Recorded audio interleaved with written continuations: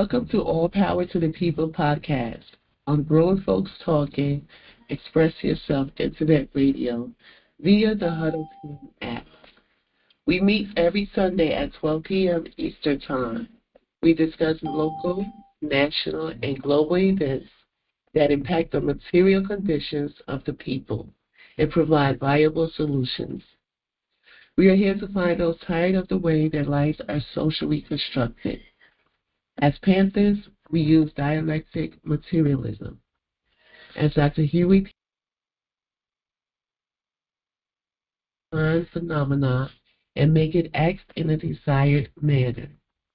From combating the housing crisis to police patrols, we are the vanguard in place to serve our communities. The purpose of this program is to highlight contradictions in the electoral process, which Western culture calls politics. Politics is the struggle for resources. Participating in America's electoral process has only taken resources from the people and handed it to the oligarchs and the professional managerial class that serve them by maintaining the status quo through coercion.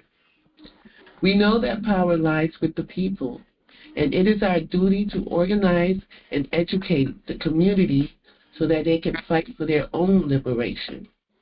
So please, join us every Sunday at 12 p.m. You can join by downloading the Huddle Team app, join online, or call in. The app and joining online is free, but if you call in, standard messaging rates may apply. Links to the show will be provided in the caption. This is General Secretary Patience of the New African Black Panther Party, NABPP North. All power to the people. Having conversation with people, and they be like, so what do we do? What is our option? How do we change our material conditions? How do we change the reality around us? And you can't do that. This is from our food program. So that's why I'm starting off like this to show everybody like the things that you could do in the community. As Panthers, we come together in North to get this food to go out and give to the families that are starving. We all know, if we live in these communities, we know how hard times are. We are all going through it. We eat the same food too. We take the food in our home and we put them in our building. This is our This is our during the school year, all year round. We don't have enough money to go build a school to be able to bring in all these children and stuff. We don't have all of that, but we can create an after-school program. And this is one of the ways we bring the kids in with the after-school program so they can come in for us to give them that knowledge, to teach them, and try to help guide them through this reality, through this world. Hey, you say they teach you about 9/11 in school? Yeah. What did they teach you about 9/11? Why did the plane hit the buildings? You got to say it loud enough so I can hear it. And that's the plane that they crash or some shit into the Twin Towers. That's what they taught you, that the Muslims hijacked the plane?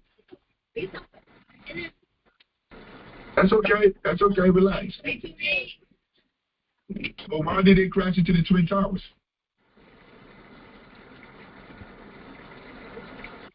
They didn't. Anybody? Hey, what you were saying, Major? Hold up, let Major speak. What you say, Major?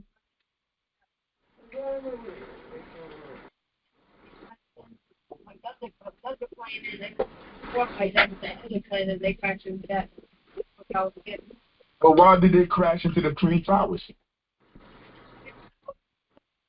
So they crashed into the Twin Towers to go to New York. They died to go to New York. They wanted to go.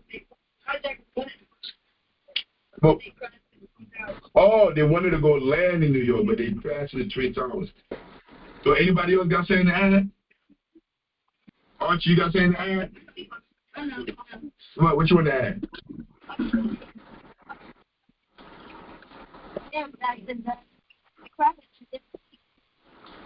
That's it? So nobody can tell me why the planes crashed? Why the planes did that? Nobody can tell me? But don't you think the school should tell you why? Yes. So, if the school not telling you why, what does that mean? They keep it. Wow. They gatekeep it. Whoa, where you get gatekeeping from, bro? Where you learning that at? You say me? you burned out, yo. You burnt out. Nah, but the reason why they crashed into the into the Twin Towers is because the American government, America was going to their country, taking their natural resources, stealing their stuff, killing their people. So they got mad that they stole a plane and they came and crashed it on the World Trade Center to get back at America. That's why they did it. No, it wasn't one plane. I think it was 2 or 3. Was it? I think it was one. Was it? No, I think there was one in D.C. and there was one in Philly or something like that. That they, yeah, huh? Was it?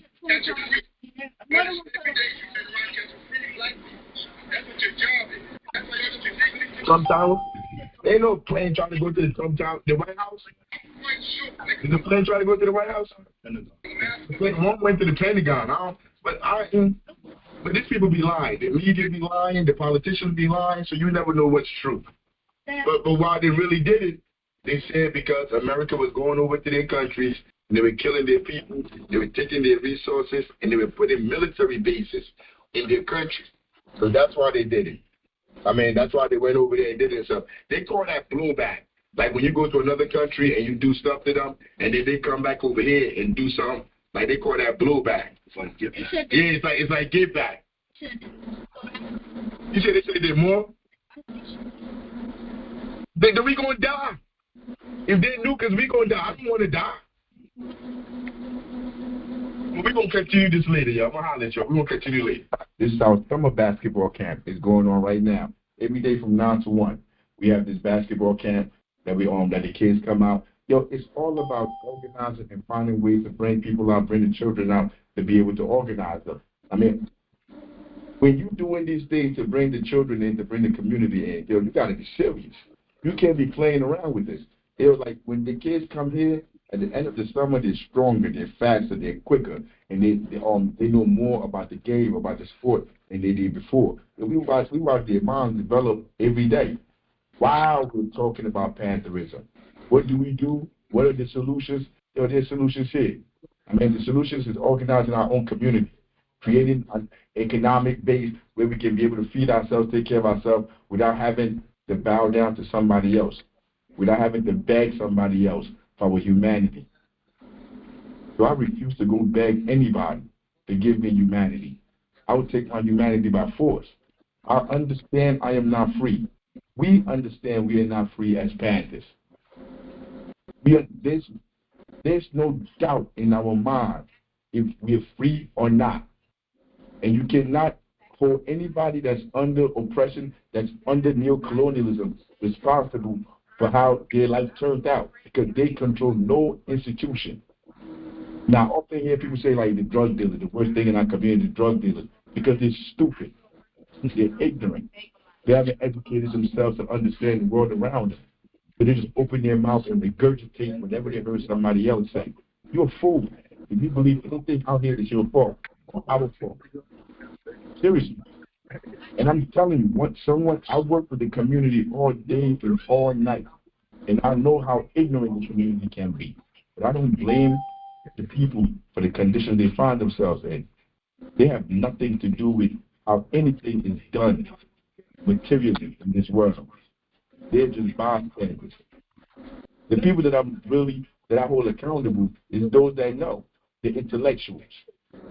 That's supposed to know better, but continue to usher our people into institutions of white supremacy, of imperialism that will continue to exploit us.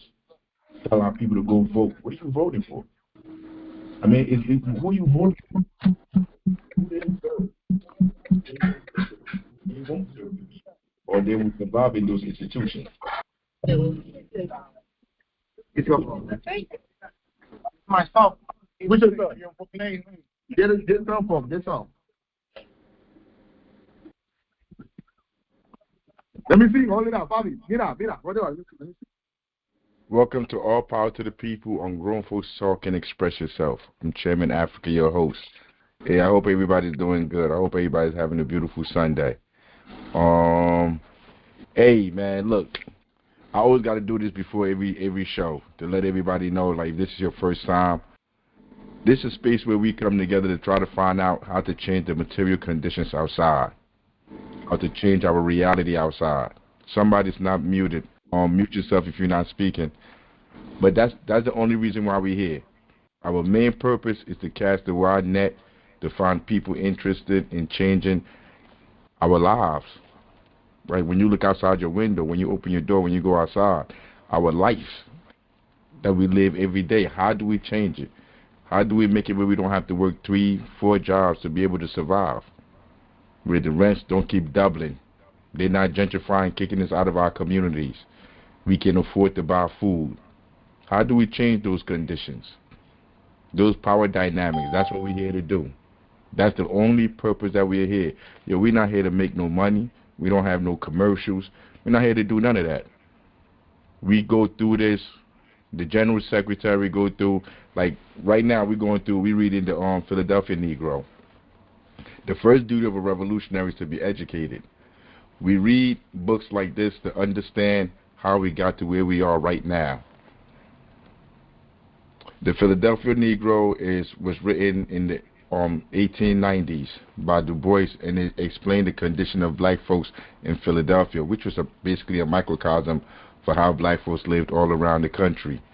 So we going through that, reading through that, and then you could see similarities. You could see similarities to now. I mean, you could contrast it. And today we're talking about, I think, what chapter we in? Chapter 9. We're in chapter 9. Yeah, we're in chapter 9. He's talking about the job, the difficulties in getting jobs, the same things we're dealing with now. Talking about immigration, people coming in from different places. But look, to Du Bois, people in his class, they saw people that ran from slavery and ran up to the north. They saw them as immigrants as well. Like when you hear him, he's going to talk about them as immigrants. But all of that is important because the show that we got today, like you're going to see, it's still the same thing. Nothing has really changed. The same class dynamics are still there.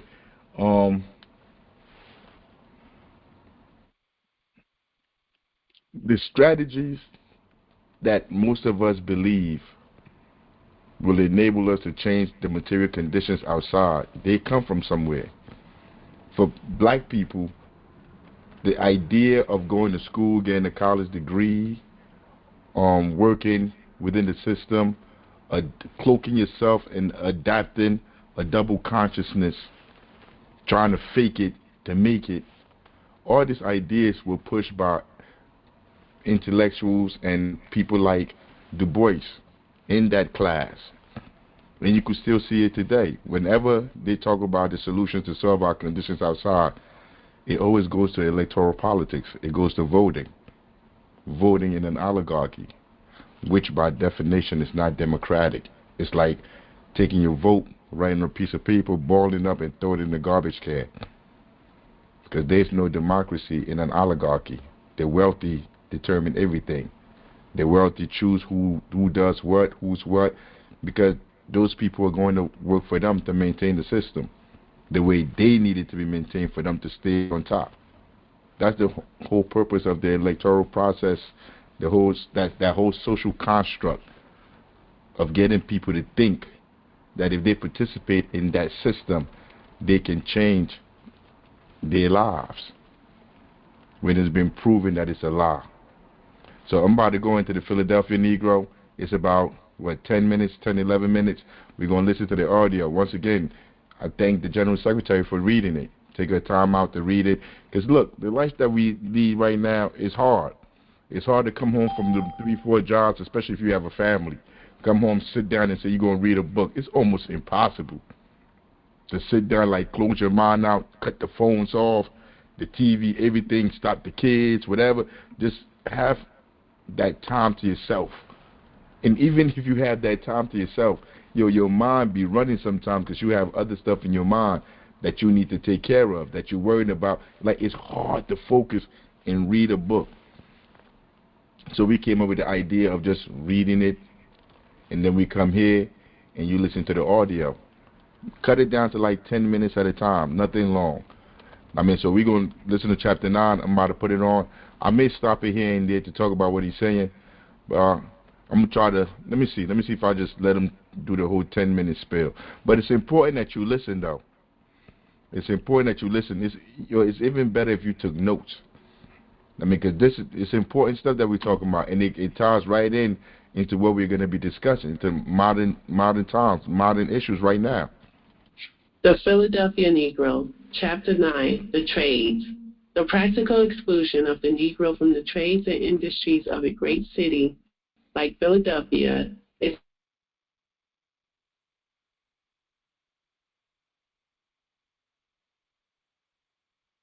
the city explained, routed Negroes out on account of race prejudice and left employers and philanthropists helpless in the matter. This is not strictly true. What the trade unions and white workmen have done is to seize an economic advantage plainly offered them. This opportunity arose from three causes.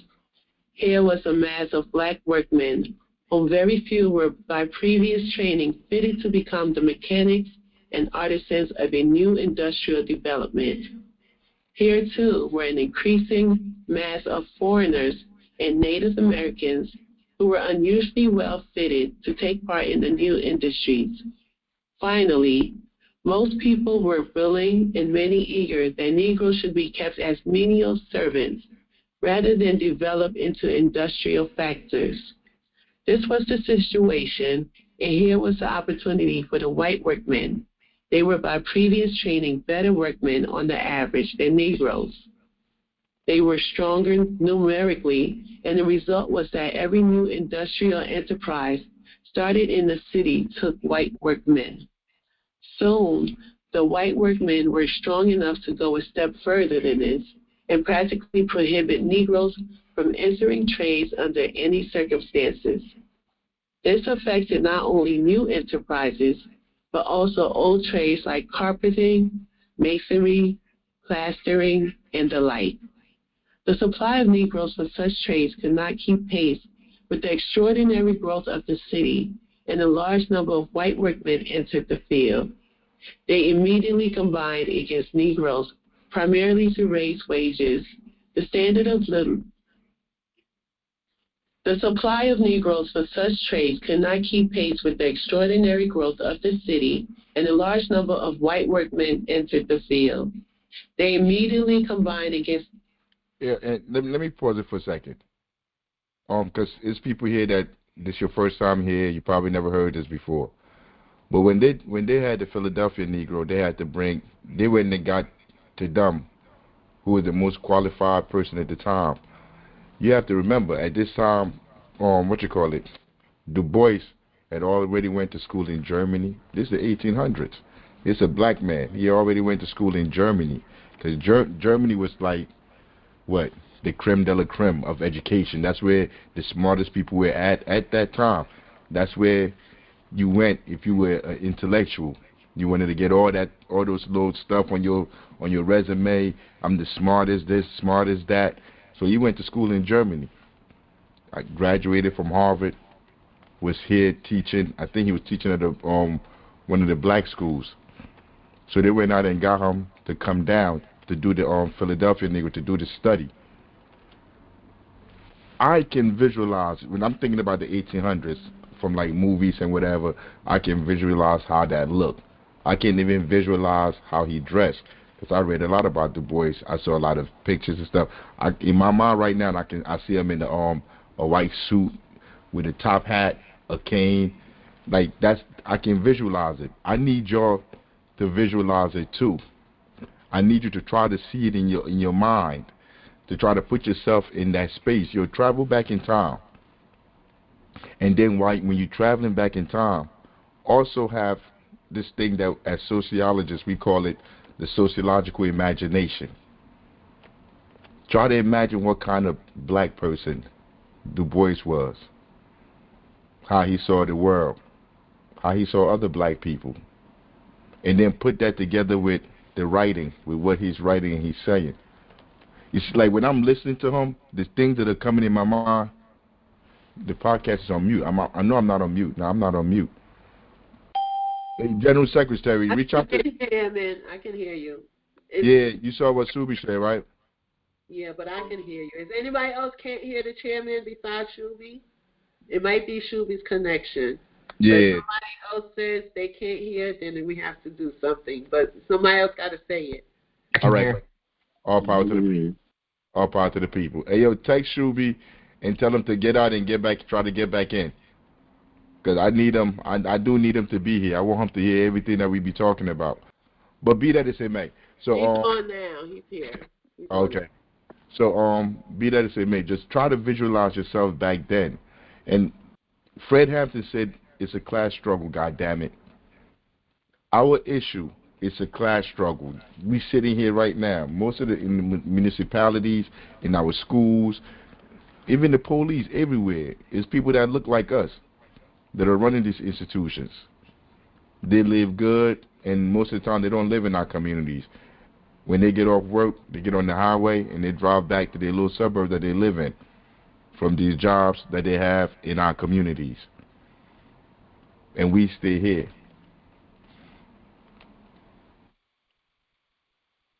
The, the condition still persists. The same place we were in 1890 is where we at now. People still catching hell. And people like Du Bois are still getting paid well to explain our condition. You have to read between the lines. Yo, he said the three causes for why black people were in the predicament that they were in just now. He said the first one was training. One of them was the color line. And what did I write down for the other one for number 2? Oh, foreigners coming in to take the jobs. He didn't say anything about imperialism. Can you replay that part, Chairman, if it's not too much? Go back and replay it? Yeah. Boom. This was the situation, and here was the opportunity for the white workmen. They were by previous training better workmen on the average than Negroes. They were stronger numerically, and the result was that every new industrial enterprise started in the city took white workmen. Soon, the white workmen were strong enough to go a step further than this and practically prohibit Negroes from entering trades under any circumstances. This affected not only new enterprises, but also old trades of foreigners and trade. I didn't go back far enough. I got to hold up. It's a situation by no means easy to explain. It is often said simply, the foreigners and trade unions have crowded Negroes out on account of race prejudice and left employers and philanthropists helpless in the matter. This is not strictly true. What the trade unions and white workmen have done is to seize an economic advantage plainly offered them. This opportunity arose from 3 causes. Right there. You see it? Yes, 3 causes. Yes. This opportunity arose from 3 causes. Here was a mass of black workmen, whom very few were by previous training fitted to become the mechanics and artisans of a new industrial development. Right there, number 1, it was their training. Their training did not prepare them. That's number 1. Here, too, were an increasing mass of foreigners and Native Americans who were unusually well fitted to take part in the new industries. 2, foreigners. Finally, most people were willing and many eager that Negroes should be kept as menial servants rather than develop into industrial factors. And 3, the color line. Nowhere there is Du Bois, somebody that's been educated in Germany, the best schools ever, Harvard, all of these places. No place there did he say the problem, the issue. It's imperialism. Go ahead.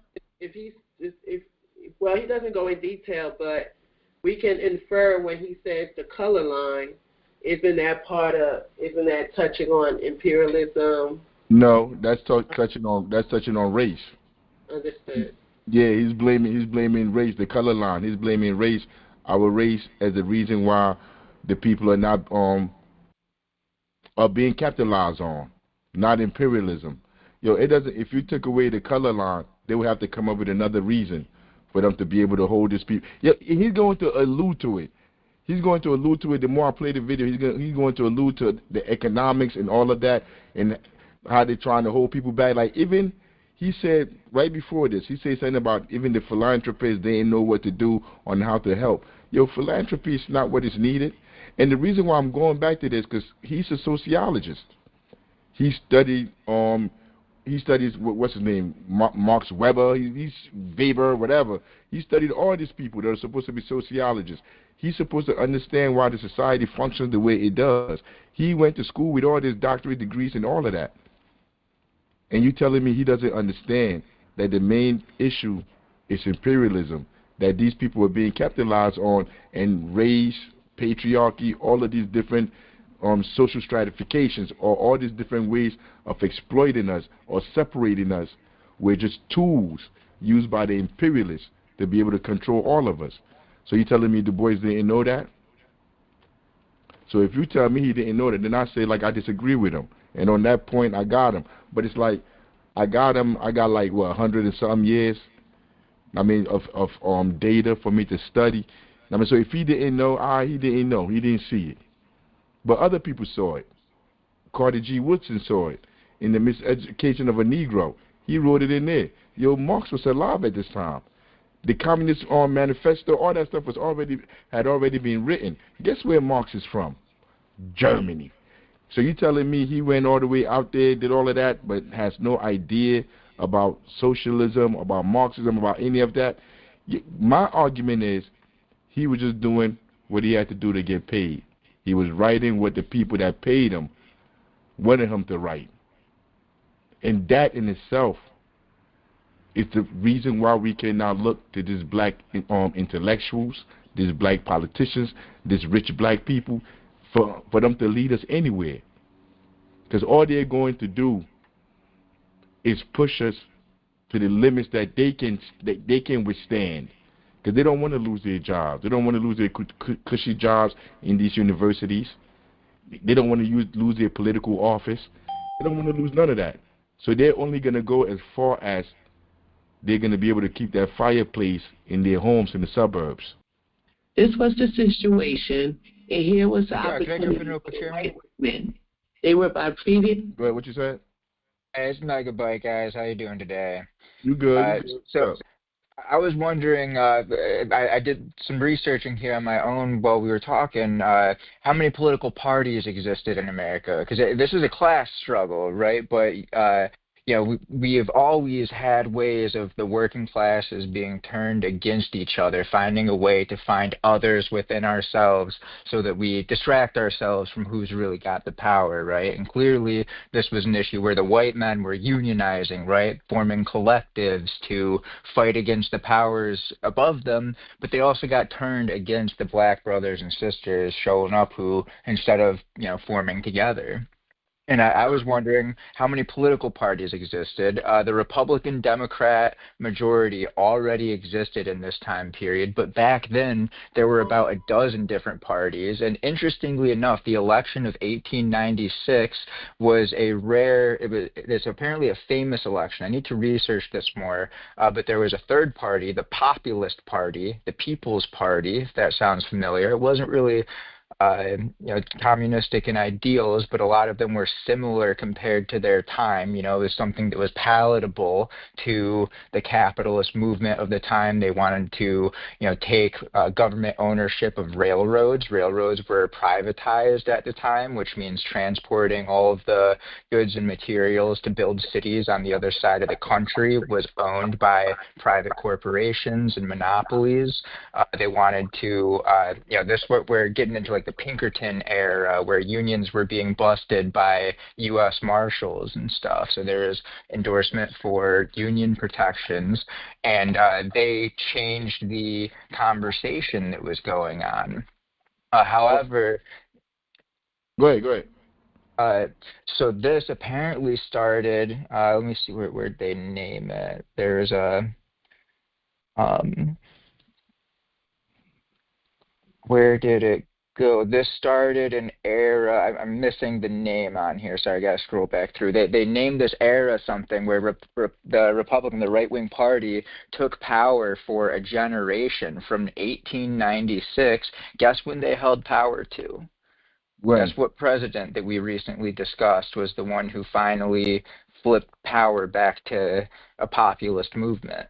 Not Roosevelt, right? Roosevelt, all the way up to 1932. So the right wing seized power here all the way through the Great Depression, World War One, into the Great Depression, until FDR pulled us out of it with the populist movement supporting programs for the people. Mm. Yo, it's like I'm trying to think how to explain it, because it doesn't. We could have 100 parties now. If the system is socially constructed by those in power, by the imperialists, to only allow those that got money, because that's what it means by fascism. Only the corporations and the rich can participate, have power, have any say so. It doesn't matter how many parties we had. They had parties like the Whig Party, all kinds of different parties back then. But still, like, to participate, to even be able to vote, at one point, like, they put in the rules, you have to be a white man, you have to own property. I mean, so, like, no matter how many parties they create under their system, under their umbrella, it's never going to give power to the masses of the people that they know can one day overthrow them. They're not trying to do that. They want to maintain power in their hand. They want to keep that power. They want to keep all of us working till we die so that they don't have to work. So, like, it's like today, like, let's say tomorrow, let's say like January, they come out and say, yo, we have 100, anybody can get a party. We got 100 parties. Yo, that still won't change nothing, because you still got to work within their institutions and their system to be able to get anything done. And they control all the checks and balances in those systems. I mean, so, like, that's why, as Panthers, our solution is to come together ourselves, organize ourselves, and build our own institutions. It seems like it's hard, but it's really not. Once you have 100 people working together, you have your own system. You have your own institutions already in place. If you have those 100 people, 200 people, 300. I was thinking about it the other day. You give me 5,000, I'll take over the whole city. 5,000 people, you could take over the whole city, because everybody else is not organized.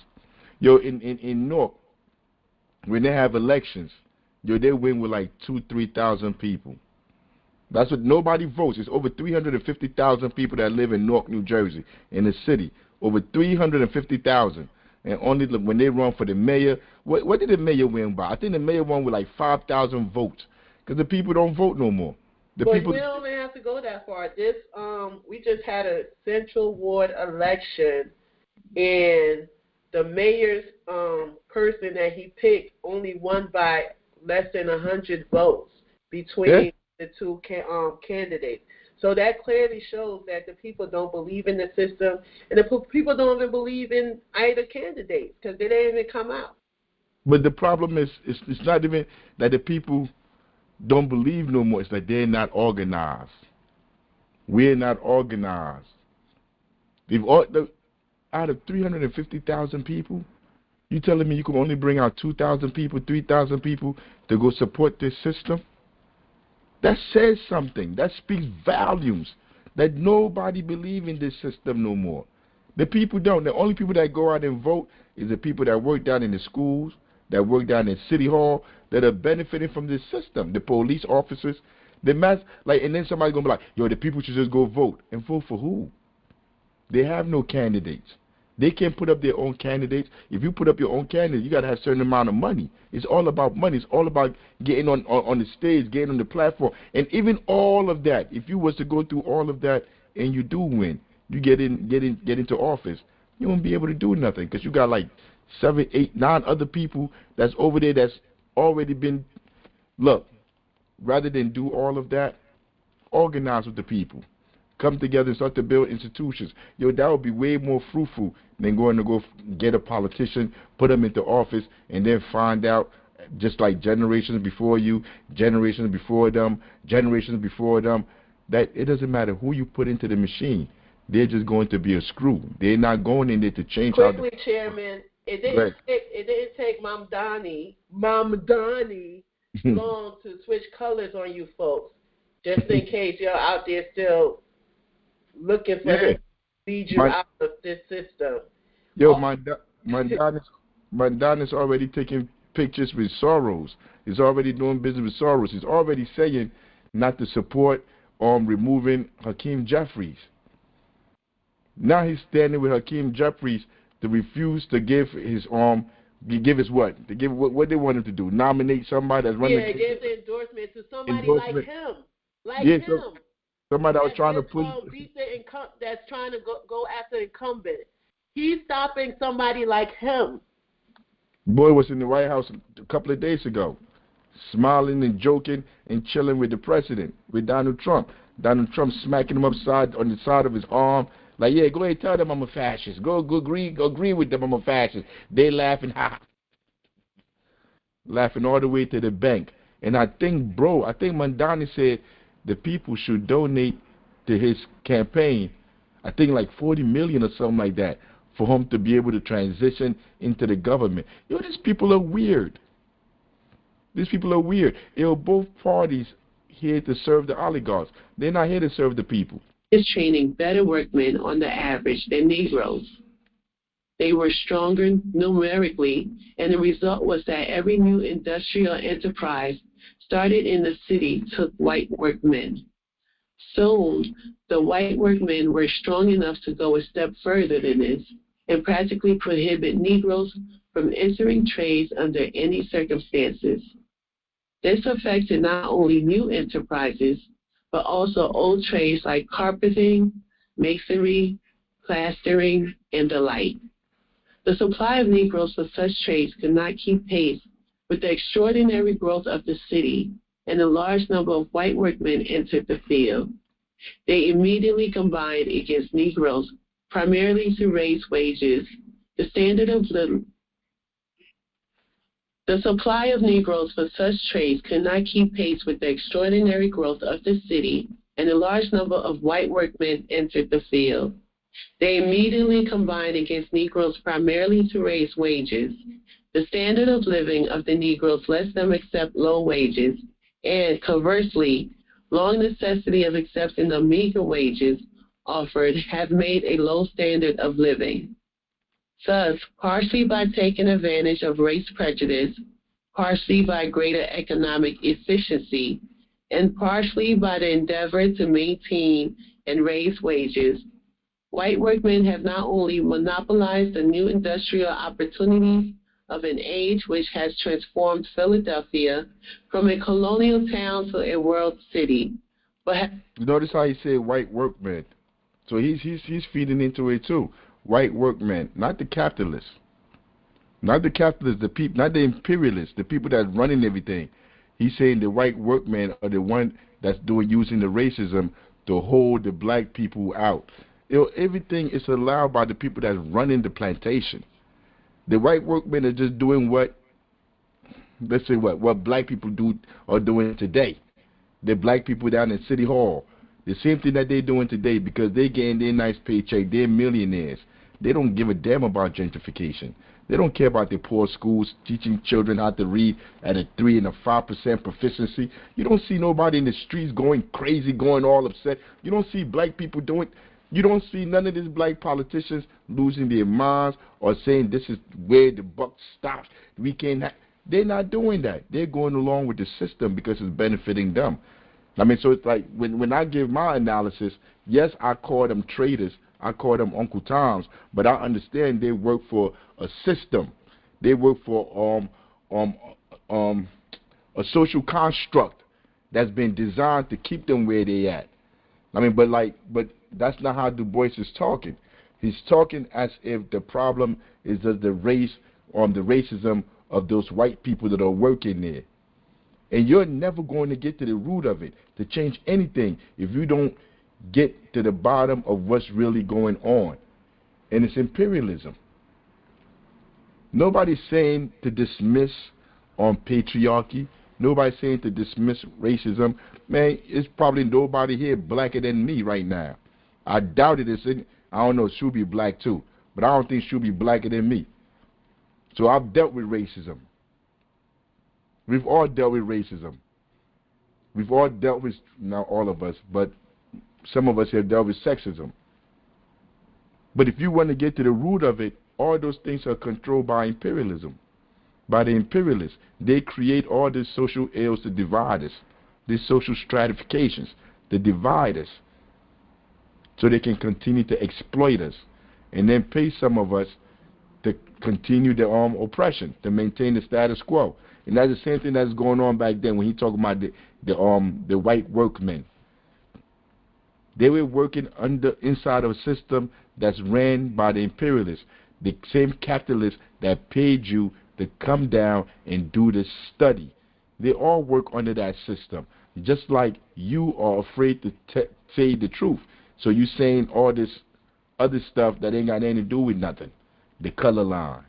Have also been enabled to take from the Negro workman the opportunities he already enjoyed in certain lines of work, but have also been enabled to take from the Negro workman the opportunities he already enjoyed in certain lines of work. You know, he's talking about the Negro, the workman, right? The Negro workman. These are the house Negroes, the Uncle Tom, the intellectuals like him. Because back then, like now today, everybody when you're born, you could go into public school, you go into high school, you go to college. Like, that's not how the world was back then. To be able to get an education back then, you had to be sponsored by your owner, by the slave master. Whatever slave master raped your mother and had you, if they felt like sending you to school, I mean, like providing a way for you to go all the way to Harvard, to go all this place to get educated, if you was fortunate to have that, then you have the education. And those that had the education, those that had the trades, they were by and large related to the slave master. Those black people. Those the ones he's talking about. He's not talking about the masses of people in the hood. The people out there with no education that have been on the plantation their whole life, generation after generation. He's not talking about them. You're going to see, he's going to keep going. If now a benevolent despot had seen the development, he would immediately have sought to remedy the real weakness of the Negro's position, i.e., his lack of training, and he would have swept away any discrimination that compelled men to support as criminals those who might support themselves as workmen.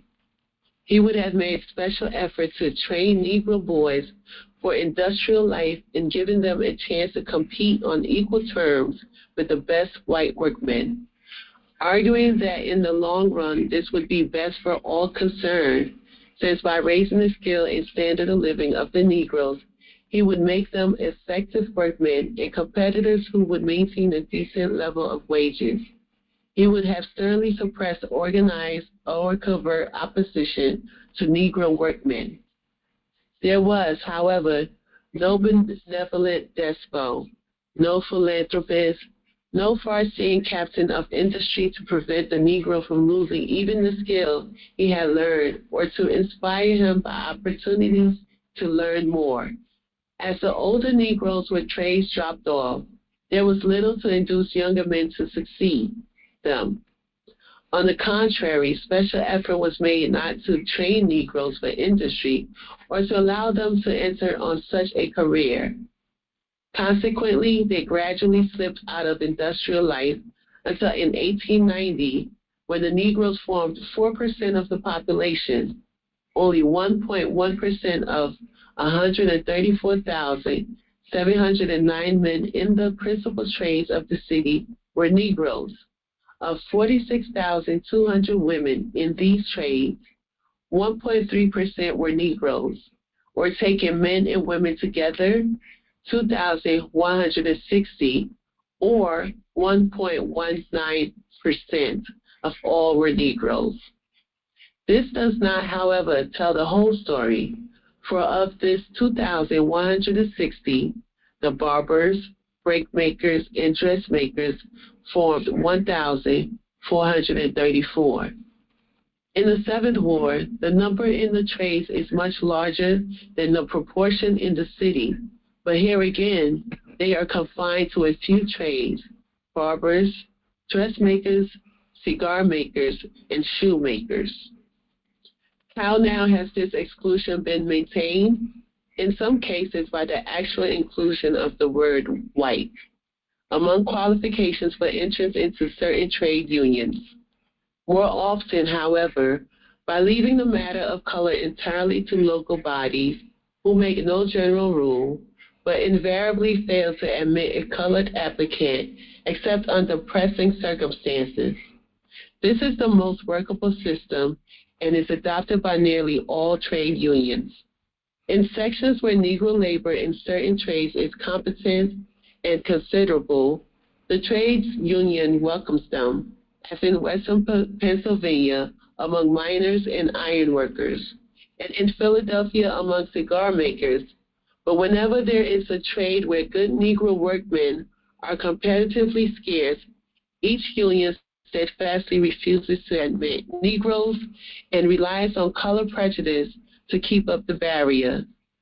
Thus, the carpenters, masons, painters, ironworkers, etc., have succeeded in keeping out nearly all Negro workmen by simply declining to work with non-union men and refusing to let colored men join the union.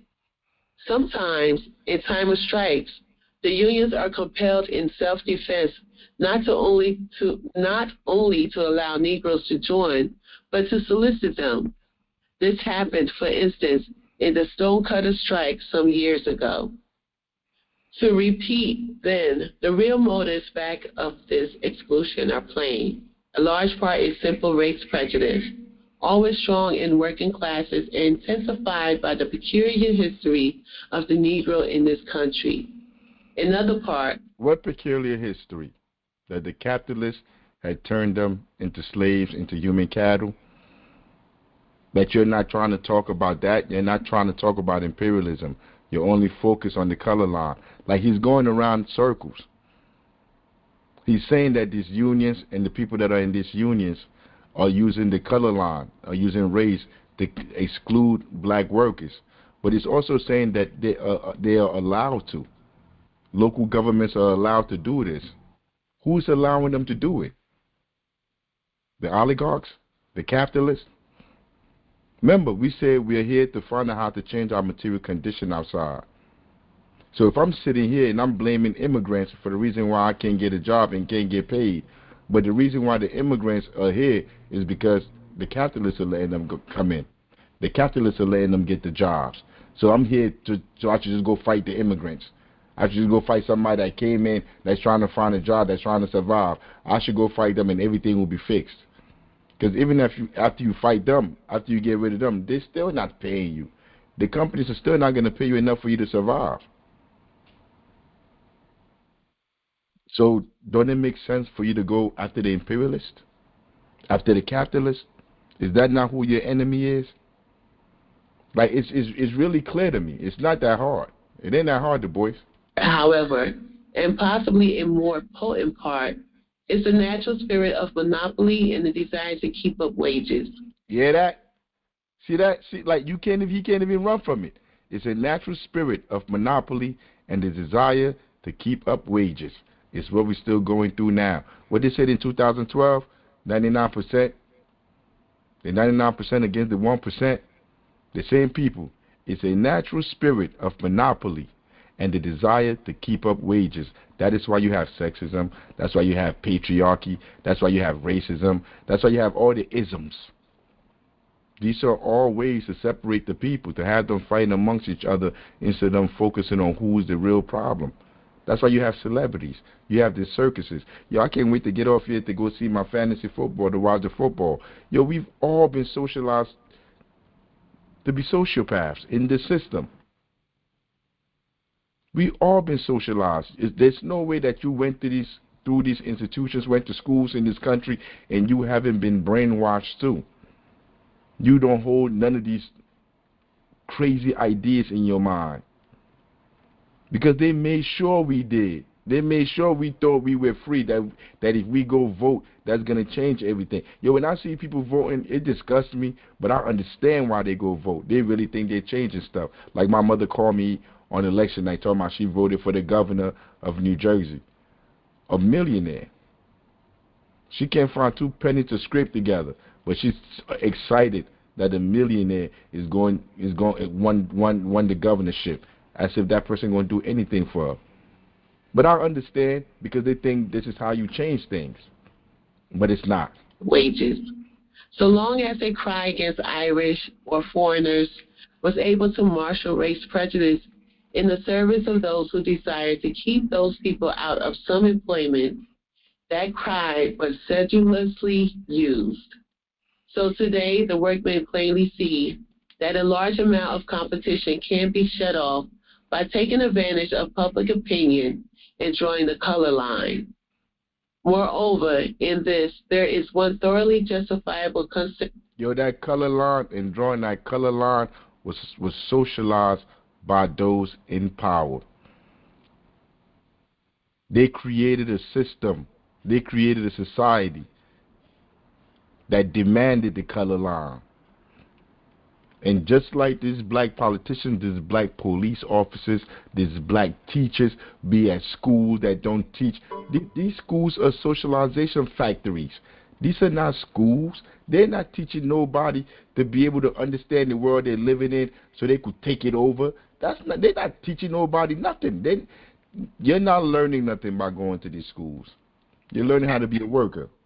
The American public education system was literally founded to turn farm children into competent enough, not competent, competent enough factory workers. Because if you throw a farm kid into a factory, they have no idea what's going on. You got to have some basis of education before you send the little kids weaving in and out of those moving machines, getting their hair tugged in, their scalp ripped off and stuff. So yes, and that color line, I looked up the impact of this book. The biggest impact this book had was being cited in order to justify racial segregation as cities expanded. The words were twisted. He might have had good intentions here, trying to promote black capitalism or black participation in white capitalism, but ultimately the work here that we're discussing was used to justify further systemic racism, whatever his intentions were. And we got to remember, like this, he ended up leaving. He ended up leaving the country because as he got older, his ideas evolved. Like, I don't know. I don't want to say he got older and he knew new stuff. I don't know what happened. I don't know what changed because like he should knew better when he was writing this. I mean, but as he started to get old, like he understood. He helped found the NAACP. They kicked him out. He left all of that. All those organizations turned their back on him, and he had to leave the country as he got older. I mean, but it's like at the end of the day, all this stuff that he wrote in this book did nothing to liberate any of us, and that's being real. It's just a whole bunch of words that were paid to be written so he could get a paycheck. Because when you really listen to it, he's really not giving a solution about nothing. All he's telling people is to go to join the system, how for them to be able to enter the system and be accepted by the system. And if they just work amongst themselves, the system is going to take them if they just became white enough. Consideration that plays a great part, namely, the Negroes are used to low wages, can live on them, and consequently would fight less fiercely than most whites against reduction. The employers in this matter are not altogether blameless. Their objects in conducting business are not, of course, wholly philanthropic, and yet, as a class, they represent the best average intelligence and morality of the community. No, he's talking about the black people right then. But listen to what he said about them. Like, 'cause the employers they're not blameless. Listen. A firm stand by some of them for common human right might save the city something in taxes for the suppression of crime and vice. May save the city in taxes. So if those black people came together and they fought for human rights, they may save. Like, it's all institutional shit. It is nothing about separating for these institutions. that are oppressing you. And like I said, he's a sociologist. He understands institutions are the building blocks of any society. And if these institutions are racist, they're imperialist, they're capitalist, as an intellectual, you're supposed to be explaining that. Not saying if the rich black people did some philanthropic work with the masses of other black people, they could help the tax base or some goofy stuff that he's saying here. There came some time since to the Midvale Steelworks a manager whom many dubbed a crank. He had a theory that Negroes and whites could work together as mechanics without friction or trouble. Okay, so this white person came up with this idea that they could, like, black people and white people could work together without friction. So he the only one back then that saw that black people and white people could work together. He was the only one. Nobody else knew. It's like we all sit here and we all understand that it's wrong for the police to be chasing other human beings down with dogs. I'm talking about today. You see, I'm not talking about the 60s when they were chasing black people down with dogs, with fire hose and all of that. I'm talking about today. If you go to Home Depot in Newark, New Jersey, they have other Spanish people there with dogs that chase other Spanish people down that are coming to look for work. These people are standing there looking for work at Home Depot, and they're being chased down with dogs. The rest of us are here.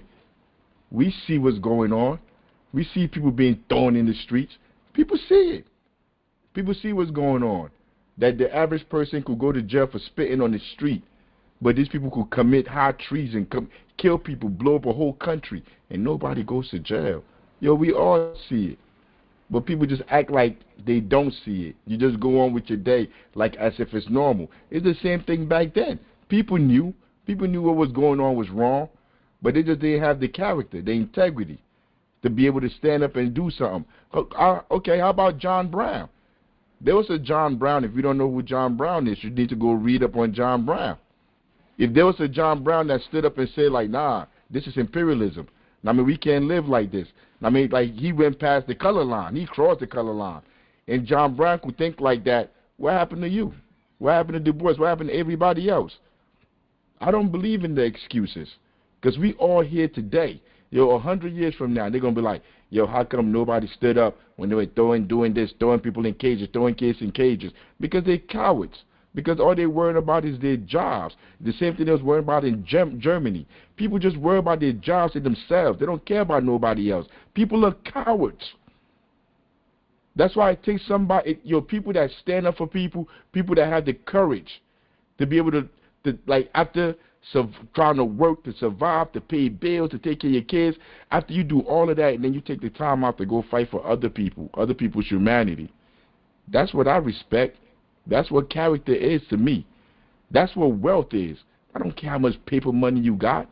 Paper money don't mean nothing to me. You being bought. I mean, so like it was people back then that were courageous, that Du Bois, that they could then look to, talking about this guy, like, he don't, let me bring it back, like, he the only person I could see. Work together as mechanics without friction or trouble. Bring it back. Since to the Midvale Steelworks, a manager whom many dubbed a crank. He had a theory that Negroes and whites could work together as mechanics without friction or trouble. Oh, yeah. Yeah, he the only one that knew that. White people and black people never worked together. They never worked together on the plantation. They didn't work together outside this country. Like, it's just a foreign notion that they could work together. But they saw it. Du Bois saw it. All the other people saw it. Everybody saw it. But they were just cowards. Like I said, Du Bois got paid. He got paid to come in and write the Philadelphia Negro. And everything he wrote had to be filtered through the people that were paying him, the capitalists, the imperialists that were paying him. He couldn't come in there and blame them for what was going on. So he had to blame the color line as if he doesn't know. And I'm holding this critique because he's a sociologist. He's not the average person. The average person doesn't understand institutions, understand how these things function. You do. Not only did you go to school, you went to the best schools. You studied under the best teachers ever. So, like, you understood all of this. And just like today, Just like the politicians of today that act like they don't see gentrification. Yo, I'm going to keep talking about gentrification. I'm not going to be talking about nothing else. Because every time I walk out the house, when I go anywhere, I see people homeless. Yo, the other day I saw, it was cold as hell outside. And I saw this dude standing outside somewhere with like 3 bags around him. I'm seeing that more and more and more. Like 3 bags, like suitcases and bags just standing there. He not getting on the bus because it's not a bus stop. He just standing there because he don't know where to go. And we act, everybody walking around like you don't see it. You getting off the highways, people out there begging for money. There's people everywhere begging for money. When I was growing up, I didn't see this stuff. This is stuff you saw in third world countries. Like I remember I went to Mexico. I went to Tijuana and I saw the little kids talking about chicle, chicle, chicle, asking for gum and stuff like that. And that was my first time as somebody that grew up in America, seeing like little kids and stuff out begging and stuff, asking for money and stuff. Man, you come out here, it's everywhere. Yo, I went to the supermarket. I went to the supermarket last week. I walked out. Yo, this little girl had to be like no more than 13, 14. It was her and her friend. And she just walked in like, excuse me, can I get a couple of dollars? I want to give me something to eat. I looked at her like, hey, man, because you got to be careful. Like somebody see me giving money to some little girl like, hey, man, look, I already know what it is. I looked at her. Her friend was like, how you going to ask that grown man for some money? I'm like, baby girl, I can't even give you no money. I ain't trying to get in trouble. But like to feel that comfortable, to come out and ask a grown man for money, to beg for money. Like, I never seen nothing like that before. But we are all witnessing it in real time. We're witnessing people being thrown into the streets, starving. People can't. Yo, when they had a snowstorm last year, this lady, a white lady froze in her car, an older lady. She worked, I think, at Wendy's. And she got kicked out of her house. She couldn't afford a place to stay. So she was sleeping in her car. Yo, she froze in the car because she couldn't afford a place to stay. And there's boarded houses everywhere around here. We see it. We are all witness to this. But what are we doing about it? So 100 years from now, people going to act like, nah, we didn't see it, yo. We didn't know. Nah, we didn't know. We didn't know what the government was doing. You knew, but you was too cowardly to do anything about it. I mean, when y'all play this video back 100 years from now, they all knew. In spite of some protests, he put his theory into practice. And today, anyone can see Negro mechanics working in the same gangs with white mechanics without disturbance. Yeah, that? So he's seen an example. Rather than talk, write a book talking about color lines, he put his ideas into practice. That's what we're always talking about. You can have all the theories in the world. If you don't put those theories into the practice, you're just bumping your gums. You're just talking. So we say we got to build institutions. Yo, we have an institution in the community now that's been running for years. We have an after-school program that we bring these kids in. Yo, like, the most important thing that we're doing in the community is working with these kids because they're going to be the future.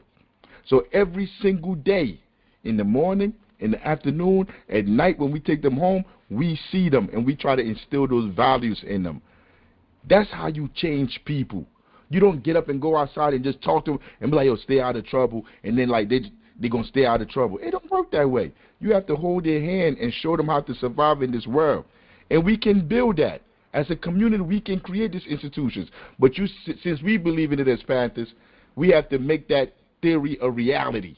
So we put it into practice, and we're watching them. It's probably some of the kids here that went through that process, that went to college, graduated, now they're coming back, helping, give back, helping to create and build what we're building. That's what they mean by a protracted struggle. When they say our struggle is a protracted one, yo, it's not like some microwave, like you about to get rich next week, next month, next year, like you about to have a revolution. No, you have to build the infrastructure. You have to build the institutions that produce the mind that will defeat the system. You don't just get up one day and everybody say, like, yo, people always kill me when they always be like, call me when it's time for the revolution, when everybody got guns and stuff. Yo, you an idiot. You an idiot. It doesn't work that way. Yo, I'm not calling you when we ready because I don't trust you. You're not educated. You're not disciplined. You don't show the love for the people that it requires to do what we got. So why would I call you when it's time to go down? I don't trust you. You might shoot me in the back. The only people I trust are the people that understand the love and the discipline it takes to build the foundation to produce whatever we desire. Because if you don't build that foundation, if you don't build it, nothing will come from it. Nothing. That the first step in anything is building that foundation, and that foundation is education. So we have a political education class on Wednesday. We do this podcast on Sunday. This is our way, because like, I can reach way more people doing this than going outside every day for like 12 hours trying to talk to people. So we do this every week. Every week we do this. Twice a week we come on here. We find the stories and stuff. We go through all this stuff. Try to bring people in. This is work that has to be done. You can't skip this. You can't go from this to straight saying like, everybody grab a gun. Let's go take over the White House. You're an idiot. You're reactionary. You haven't studied. You haven't learned. We got a few more minutes. Let me finish so we can get on to the a few other cases on the smaller scale. Go ahead, Megabyte. You wanted to say something? Yeah, I was going to say, I know it's anecdotal, and this is from an outside perspective, third party here, but I want to stress the importance of building that community foundation through the children. I had a woman that I had met at a wedding, a black woman from Detroit. She was an engineer for Ford, well-paying, making close to six figures, really proud of herself and her individual success. And when I spoke to her, she talked to me about the struggle of having her family, like, expecting her to then give them handouts when she's like, I used to hide in the closet from my brothers and my dad. I'd get beat. They were all alcoholics. They were all into drugs and stuff. So she feels like she grew out of it on her own. She didn't have the community building her up. She didn't have the community teaching her about the institutions that led to how her community became the way that it was. So when she was able to climb that capital ladder and get herself out, she didn't want to turn around and help her community. She felt like it was hers that she earned despite the community, not because of it. And I know that that's one anecdotal story of one person, but I got to imagine she's not alone in that No, sentiment. she's not. No, she's not. I have friends, my boy. I have friends that feel the same way. I still tell them they're a piece of shit. I mean, not like, and nobody makes it or nobody goes anywhere on their own. That's a myth too. Like, somebody along the way, somebody helped you. Because if you made it out of all of that, you did not just make it out of chance and luck. Somebody helped you. I mean, I haven't made it out. I'm still in the hood. I have 3 degrees. I didn't decide to go anywhere, but I had a lot of help in the hood.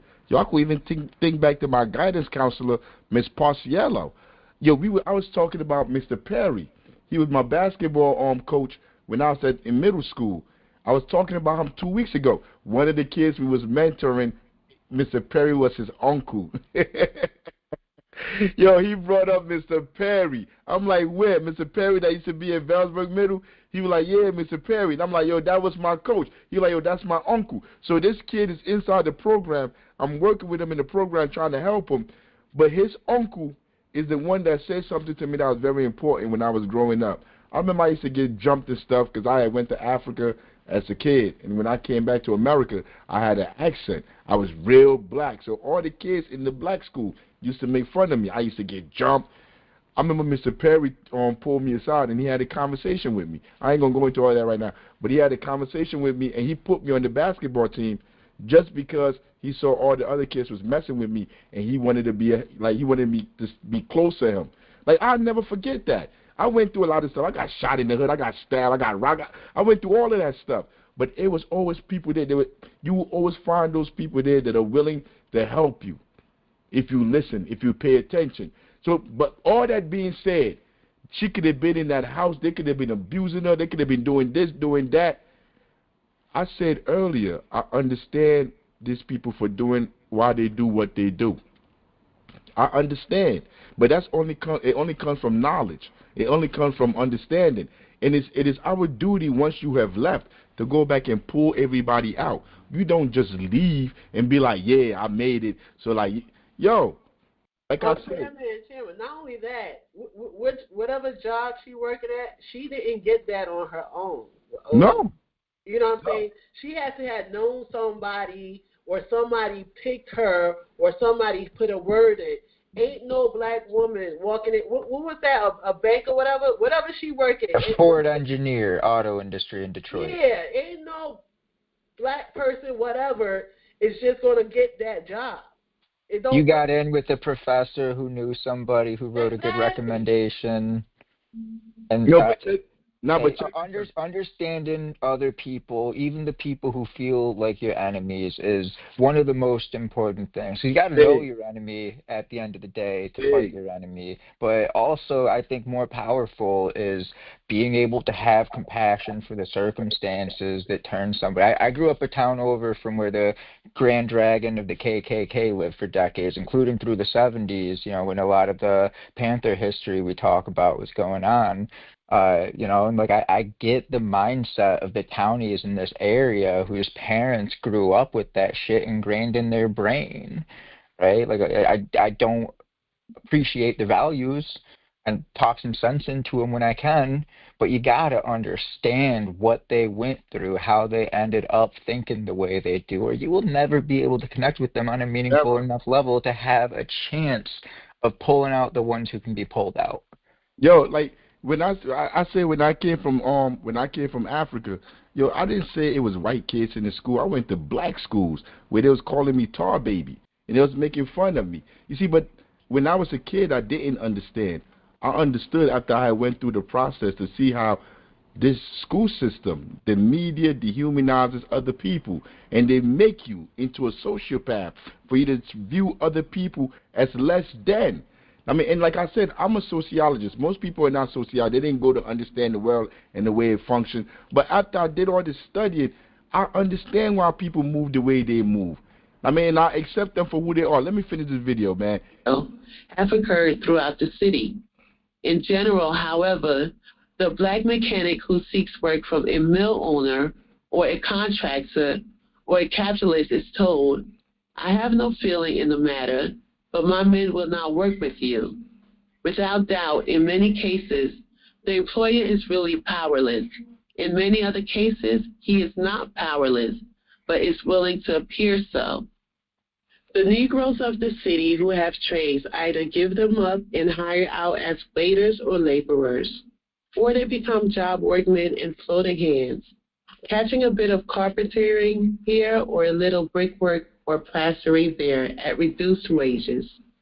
Undoubtedly, much blame can rightly be laid at the door of the Negroes for submitting rather than tamely to this organized opposition. If they would meet organization with organization and excellence of work by excellence, they could do much to win standing in the industries of the cities. This is today hard to begin, but it is worth the trying. And the industrial department of the Institute for Colored Youth, which the Negroes themselves helped equip, is a step in this direction. See what I'm talking about? See what I'm talking about? He's blaming the individual for their circumstances. Even though, even though he just said them white owners. I mean, like, they manipulate who they hire and who they don't hire. Even though he just said that, he went back to point the finger at the black people, at the masses of the people for the condition that they're in. Only if they were organized. Only why wasn't you organizing them? Why wasn't your class of people putting the things in place, the institutions in place to organize them? I mean, because you didn't care. All you was trying to do was fit in where you fit in at. I mean, so we done with that. Could you see the name of that organization he mentioned right at the end, that last couple seconds? I want to look that up. Let me go back. That's why I fucks with you, man. That's why I fucks with you. We the Negroes themselves equipped. That's why I fucks with you. I was thinking the same thing. The industrial department of the Institute for Colored Youth, right there. Which the Negroes themselves helped equip, and the industrial department of the Institute of Colored Youth. You put that in, you put Philadelphia, something should pop up. Something should pop up. But this brother right here was gonna be here today, man. But I'm gonna play it. I'm gonna play the video. He was supposed to come. He said he couldn't make it. Short notice, he had to go somewhere. Remember, I told you we cast that wide net to find people interested in changing the conditions outside. Let me put the video and then we talk about it when he's done. We're down here. We found Border Patrol. We found ICE is hiding in a freaking industrial corporate complex. Now you see what he's doing? It sounds like he's there by himself. I mean, but wherever you see these politicians, wherever you see ICE, wherever you see the police, yo, it cannot be normalized that these people behave the way they behave. Even if you're the only one standing up and speaking up, you be that only one. Remember, I was just talking about Germany. I'm just talking about all these places where everybody, like, they're like, yo, how did people there just sit there and allow that to happen? Because they were cowards. Don't be the coward. So these Proud Boys over here are hiding behind their masks, hiding with their freaking M4s and paintball guns. They just chased a little girl off the property because they are treasonous cowards. Look at him with his little paintball gun. Why don't you shoot me? Why don't you shoot a combat infantry veteran? You guys are over there shooting protesters in Portland, you little bitches. Remember what he said. Why don't you shoot a combat infantry gunman? Remember that. Remember that as we watch the video. What's up, y'all? I just want to say it's an honor to be even speaking to the Black Panthers. You guys are my fucking heroes. You guys have been fighting the fucking battle for decades. Malcolm X is one of my greatest inspirations as an activist.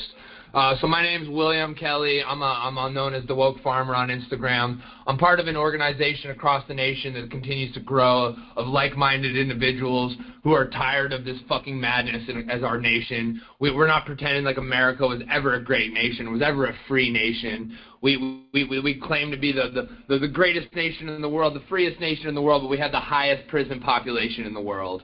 We recognize the systematic racism, and we want to get more people involved in standing up for all of our communities, to uplift all of our people, to create a nation that is great for all Americans, for all people, no matter their color of their skin, their religion, their creed. So to be able to support the Black Panther Party would be great.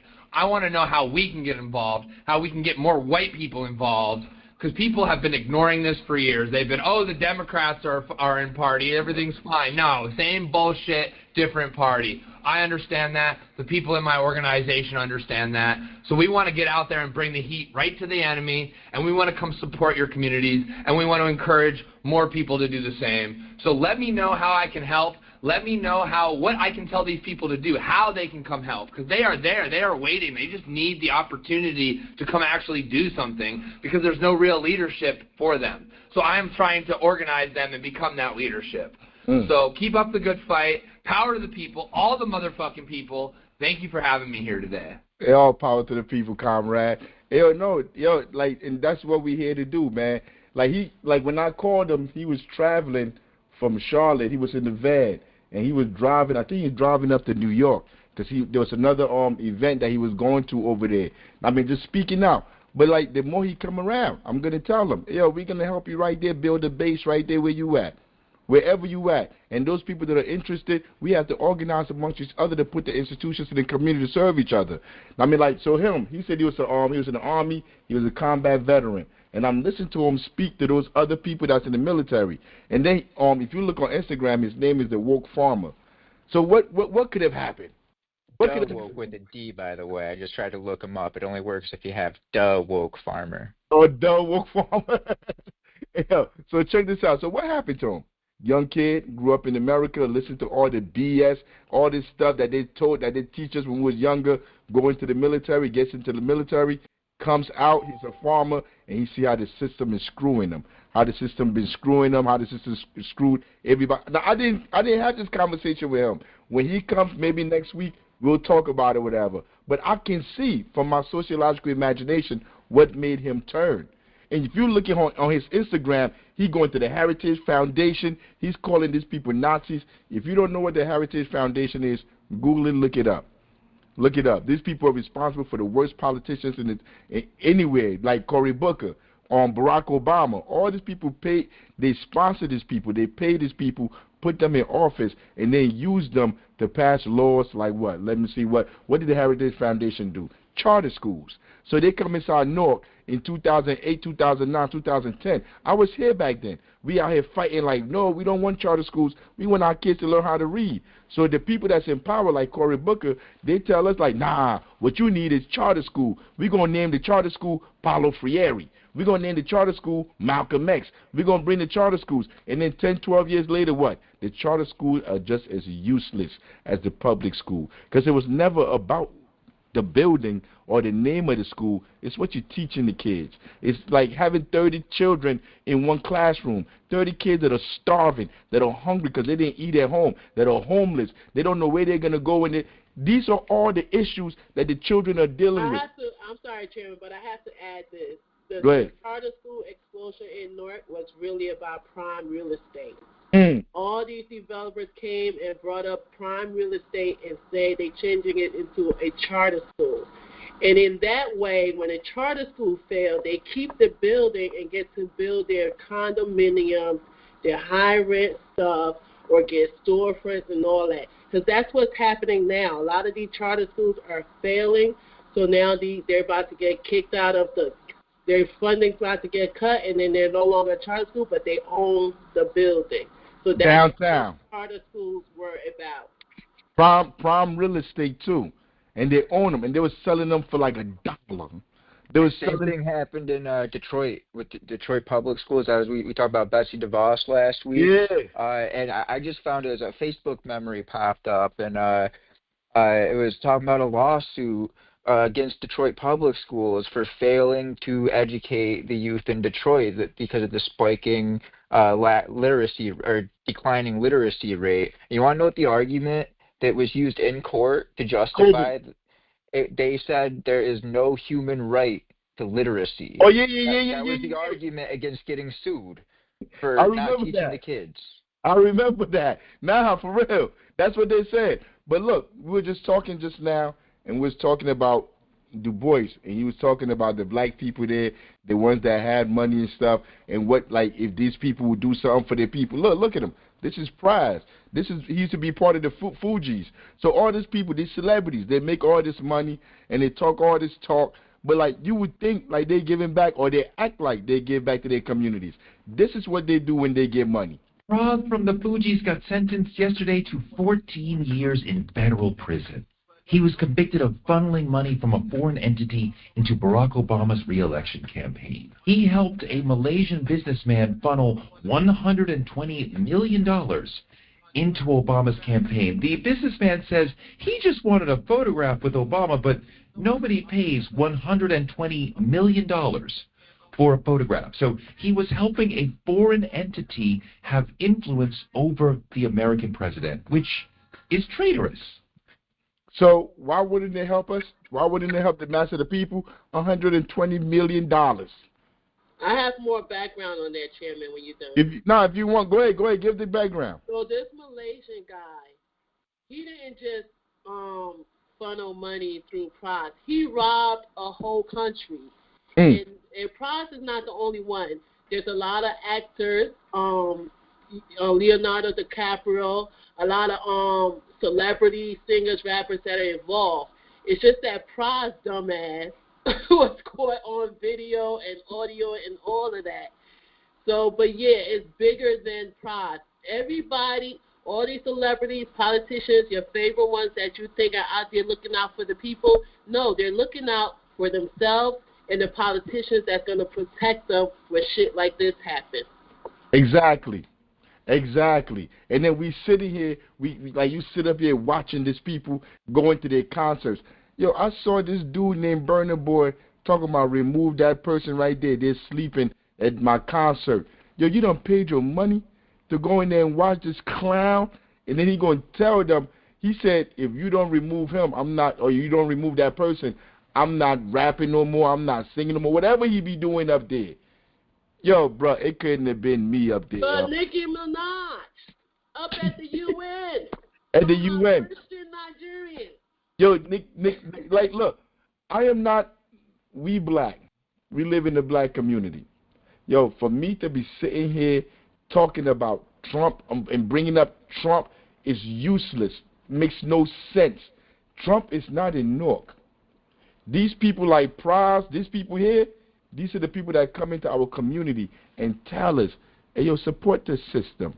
Support these politicians because they got contracts with them. They got real estate contracts with them. So they come here, no matter what the politicians do, no matter how many people they throw into the streets, these people, like these celebrities, come in here. Nicki Minaj went to the UN and basically made the case for America to go bomb Nigeria.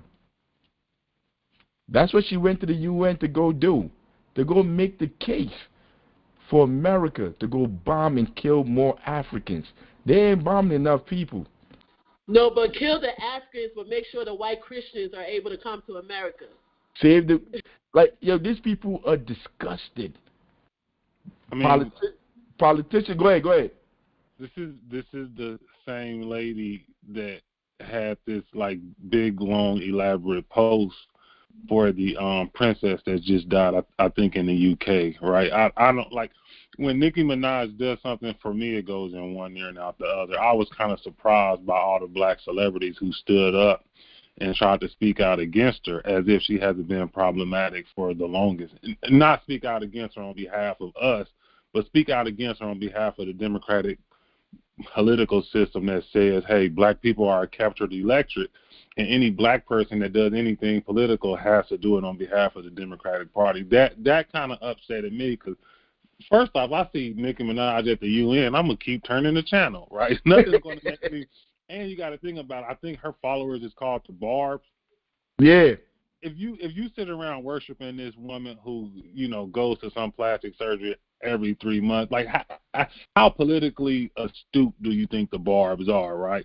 So it was just funny watching Amanda Seals, Tamika Mallory, people that I wouldn't trust. I wouldn't drink after a water fountain after them. I would believe it's poison or something, right? Sit there and try to get on her, right? We like there's this idea, and it kind of happened. It happened with the Black. What was it? Native podcast where they went after the Joe Budden podcast. They really believe you spoke about low voter turnout and how many people stay home. They understand that a lot of these people that is into these big celebrity cults are part of the large majority of people who stay home. If I'm a politician, I don't want an apolitical person supporting me, right? I want you to be up on your game, right? It's just like if I organize anything, right? You want people to be educated and know what they're doing. I don't want no blind followers. They want blind followers because it's good for their bottom line. It was the whole thing was just pathetic. I thought the prize thing was funny, right? Because the bureaucracy is so thick, right? Like me and you can do the same thing, and I could sign a piece of paper like an inch above you, and mine would be legal and you'll be in prison, right? And they always come up with these loopholes to lock black people up.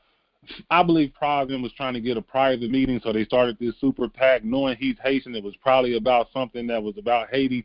But either way it went, right? He gets locked up for doing something that white people do every day on Capitol Hill. But when it comes to you, like you said, celebrities like this are coming to our communities and try to get us to be tied into the political system, not knowing this same political system will turn on you. They don't see them as they see other people. No defense to Obama, but remember when Barack Obama wore that tan suit? And they just lost their minds over this man wearing the tan suit, right? But then Trump comes along, and Trump just as a trailblazer, he just busts through the door and does everything. Like they lost their mind over him going golfing. They was upset when Biden was going golfing. But then Trump comes in, he does all this stuff. He was actually at the golf course during the government shutdown. But the thing that I'm saying is that, and then in his first term, I can't even count the number of people that they had to lock up. But it's like black people try to do this. Remember Jesse Jackson Jr., right? Yeah. Put that man behind bar. It's funny to me, not that he got incarcerated, but because he tried to be a part of the system, and the system rejects him. It's the same amount of funny as, and I don't know if y'all familiar with this, Vivek Ramaswamy trying to capitulate to the white supremacy group, and they telling this man, "You're not one of us, right?" But it's if you was to call Pride and say, "Hey, you organizing with us," right? He would probably look at you and say, "Man, look at this poor black dude. You don't know what you're doing. I'm about to get this private meeting with the next president of the United States of America." But it's like, they don't care because it's all about them having that access. Excuse me, It's about them having that access.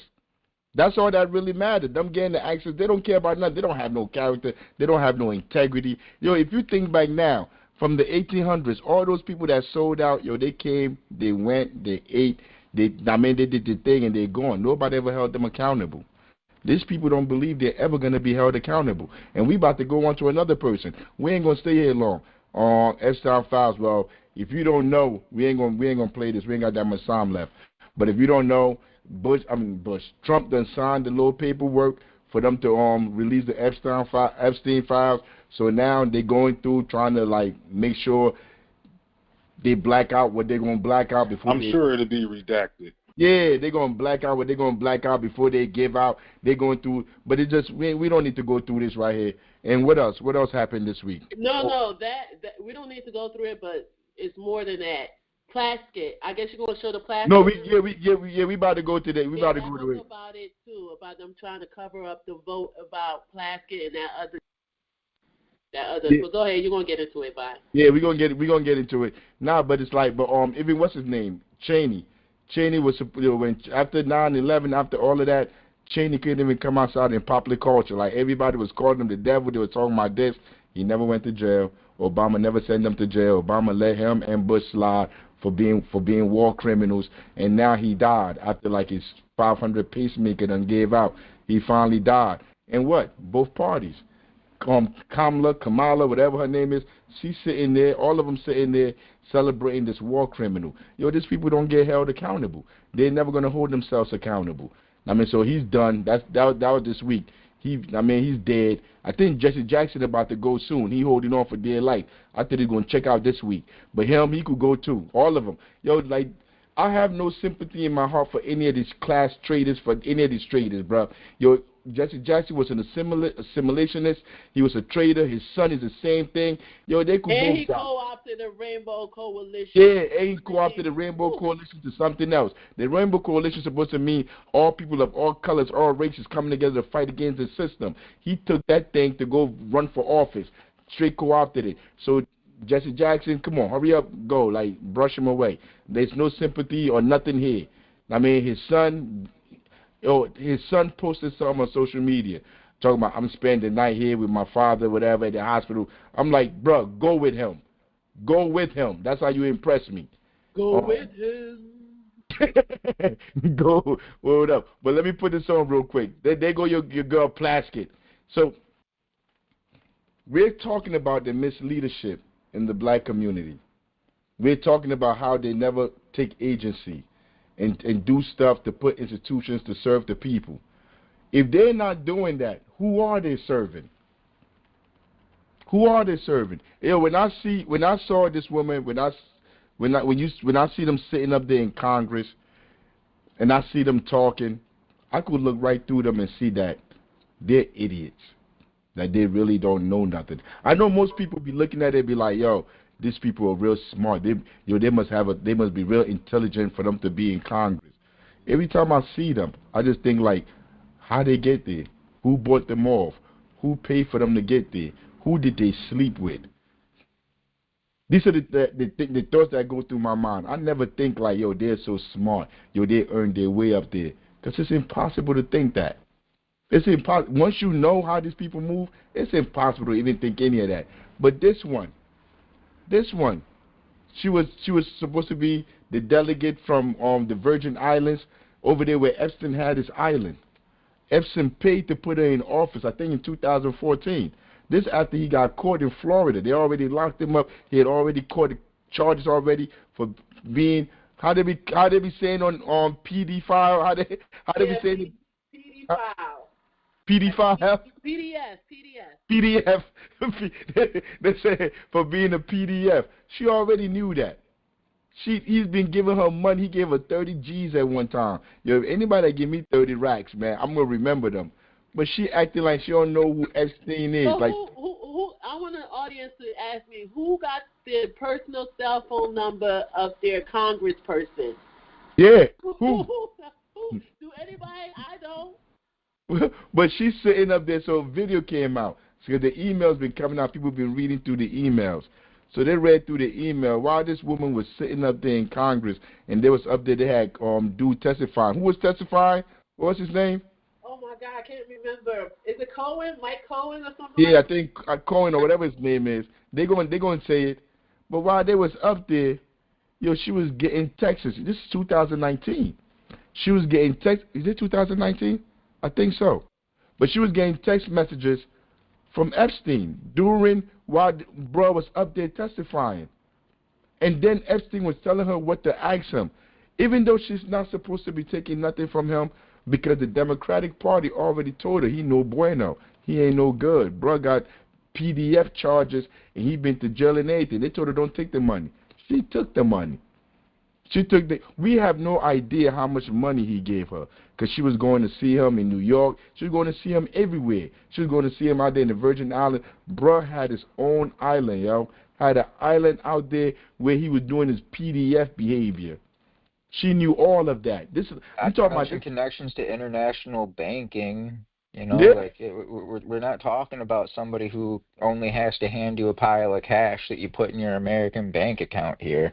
We're talking about somebody who had global connections to some of the biggest banking institutions in the world.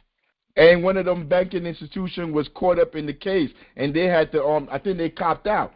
They copped out to the case too, which was involving Epstein about trafficking kids and all of that, and using their banks to do it.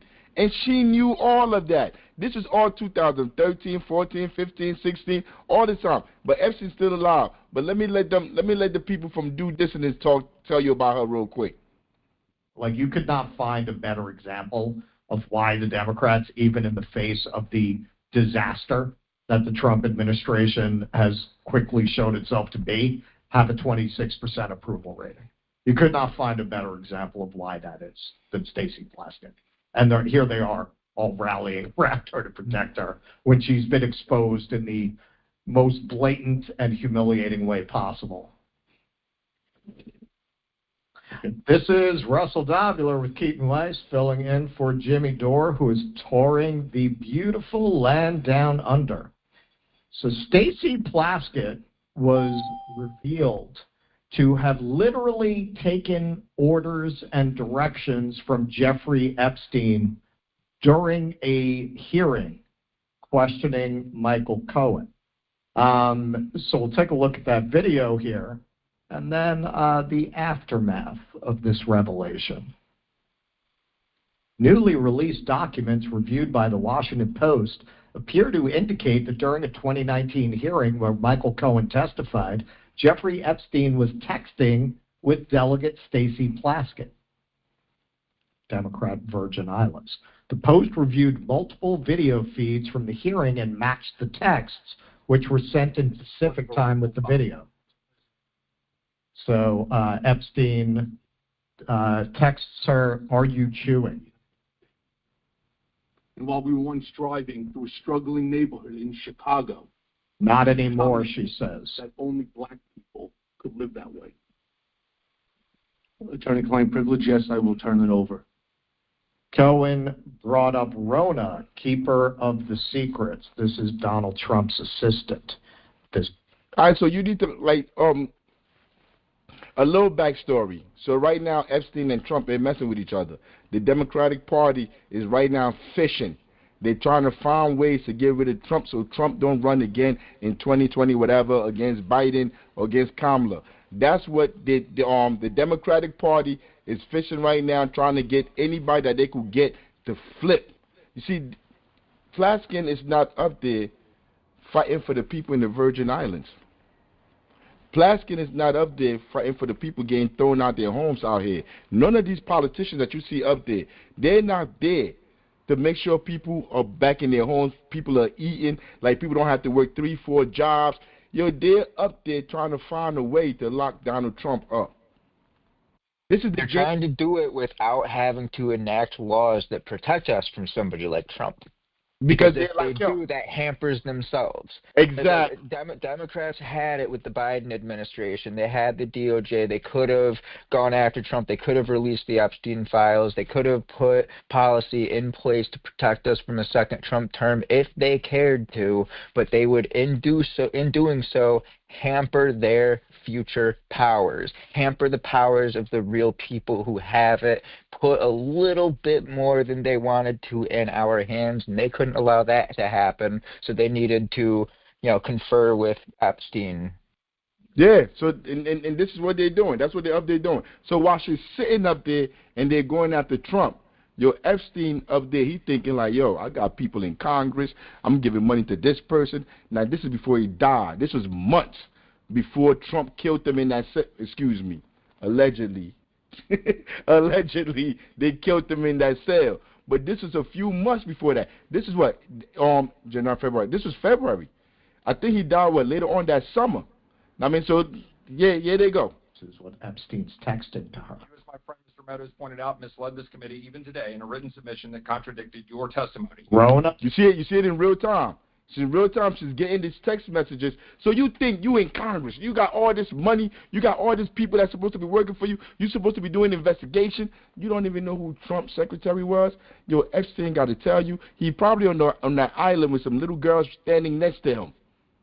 That was a good question, because what Epstein was trying to understand is what's the lapse time in me watching this and what's actually going on, right? Mm-hmm. So he asked her if she's chewing just to get the response, so then he could figure out, oh, I got like a 10-second delay or a 30-second delay. But remember in Hillary Clinton and Trump's first debate where she tried to gut him about how he always evades taxes and files bankruptcies and uses these laws, and he said, oh, yeah, I got that from your buddy Obama, and then everybody's just starting to look stupid. Like those are the laws that they're trying to evade. I just like, but when it comes to the whole Epstein thing, there's a reporter by the name of Michelle Webb. Her dad was Gary Webb that broke open the Iran-Contra whole scandal, and then somehow he miraculously died by shooting himself in the head twice. But anyway, she starts to do a report on Puff Daddy and what's the famous black Brit model from like way back in the day? Naomi Banks, I think that's Naomi Campbell. Naomi Campbell, yeah, I took her entire Banks and mixed it up. But yeah, Naomi, and then it led into like a web, like going up to Epstein, from Epstein to organized crime to the leaders of the music industries and them like buying up private prisons and putting out, like, it's a really good, very in-depth, and she like writes a bunch of them, and they're really long, but it's really good, and it kind of like ties all this stuff into it. That's all I had to say. Nah, yeah, I didn't even know Gary Webb had a daughter. I'm about to go look her up. Word up, that's what's up. She's just as good as him. All power to the people. I'm gonna look her up when we get out of here. Nah, but look, this is in real time. He texting her and he telling her what to say. Like I was saying, I thought these people they would be so smart. Like how you sitting there and you don't have your questions already. Bro, you knew that dude was coming. You knew he was coming. You knew all this time he was coming. You knew for months that he was coming up there. And you sitting there and you're getting text messages from your sugar daddy telling you what questions to ask. Not just a sugar daddy that's already been convicted for PDF crimes, a sugar daddy that everybody already know about the island with the kids and all this. Even the Democratic Party, they take money from anybody. They said his money was no good. And that's who you sitting there with that muscle head working for. That's what you work for. When we say these people work for imperialism, work for capitalists, that's who Jeffrey Epstein was. A spy. That's who he is. She's not up there working for us. When we say, like, it doesn't matter who you vote for. I mean, because, like, nobody know her. I think she rolled her eyes at the dude in the back right there with that white shirt. I think she rolled her eyes. They got into an argument or something, and she went viral over the argument because she was acting like some what black, I don't know what they would call it. Acting ratchet. Jasmine Crockett. Yeah, that's what I was about to say, Jasmine Crockett. Acting ratchet. So she went viral for that. So now you're somebody, despite not doing nothing. Isn't the dude in the white Jim Jordans or whatever who had his own PDF scandal? So she's just caught in the middle of computer PDFs. But she got her own scandal too. They call her with naked pictures too, or something, like with it on the sex tape or something with her. She got her own issues. One more thing. If they said 30,000, I believe 30,000 because Negroes come cheap. Very cheap. Very cheap. I mean, but this is what we're dealing with. Let me keep playing it. She asks. Review that. Did you review? Are you going to review it in our next break to correct the record? Yes or no? Yes. Quick, Question, I'm up next. Is that an acronym? Were involved in the campaign as a representative spokesman, even in your words today, which That's his assistant. You're sitting right there. He was so close. He slipped right under his nose. Other individuals. Who are those individuals? Are they with the Trump organization? Are there other people that we should be meeting with? So Alan Weisselberg is the chief financial officer. You got to quickly give us as many names as you can so we can get to. Yes, ma'am. Okay, so look at what she does there. Speed him up. She rushes him so that she can get to the person that Epstein directed her to focus on. Yep. Is Miss Rona? What is Miss Rona's? Rona Graff is Mr. Trump's executive assistant. And would she be able to corroborate many of the statements that you've made here? Yes, her office is direct. So they use her, they use all of that to go after Trump. Remember them 34, 35 convictions, felony convictions they said he got in New York? Yo, like, I know I had one felony conviction. I had to go to prison. Yo, I don't know people that get felony convictions and you don't go to jail. You get 35 of them, you don't even go to jail. Like, this is how fascism works. The people that have money, the corporations, they are not held accountable. The only people that the judicial system work for is us. That's what the judicial system is here for. That's what the police is here for. Go ahead, Ibrahim. And just like back to the project example, what this shows is that these people are in groups that are above the law. They sit up there with the lawmakers and the oligarchs. Not even Jay-Z, right? We just seen the example of Puff Daddy, not defending him, but I'm just saying, like, we're not above the law no matter how much money you got.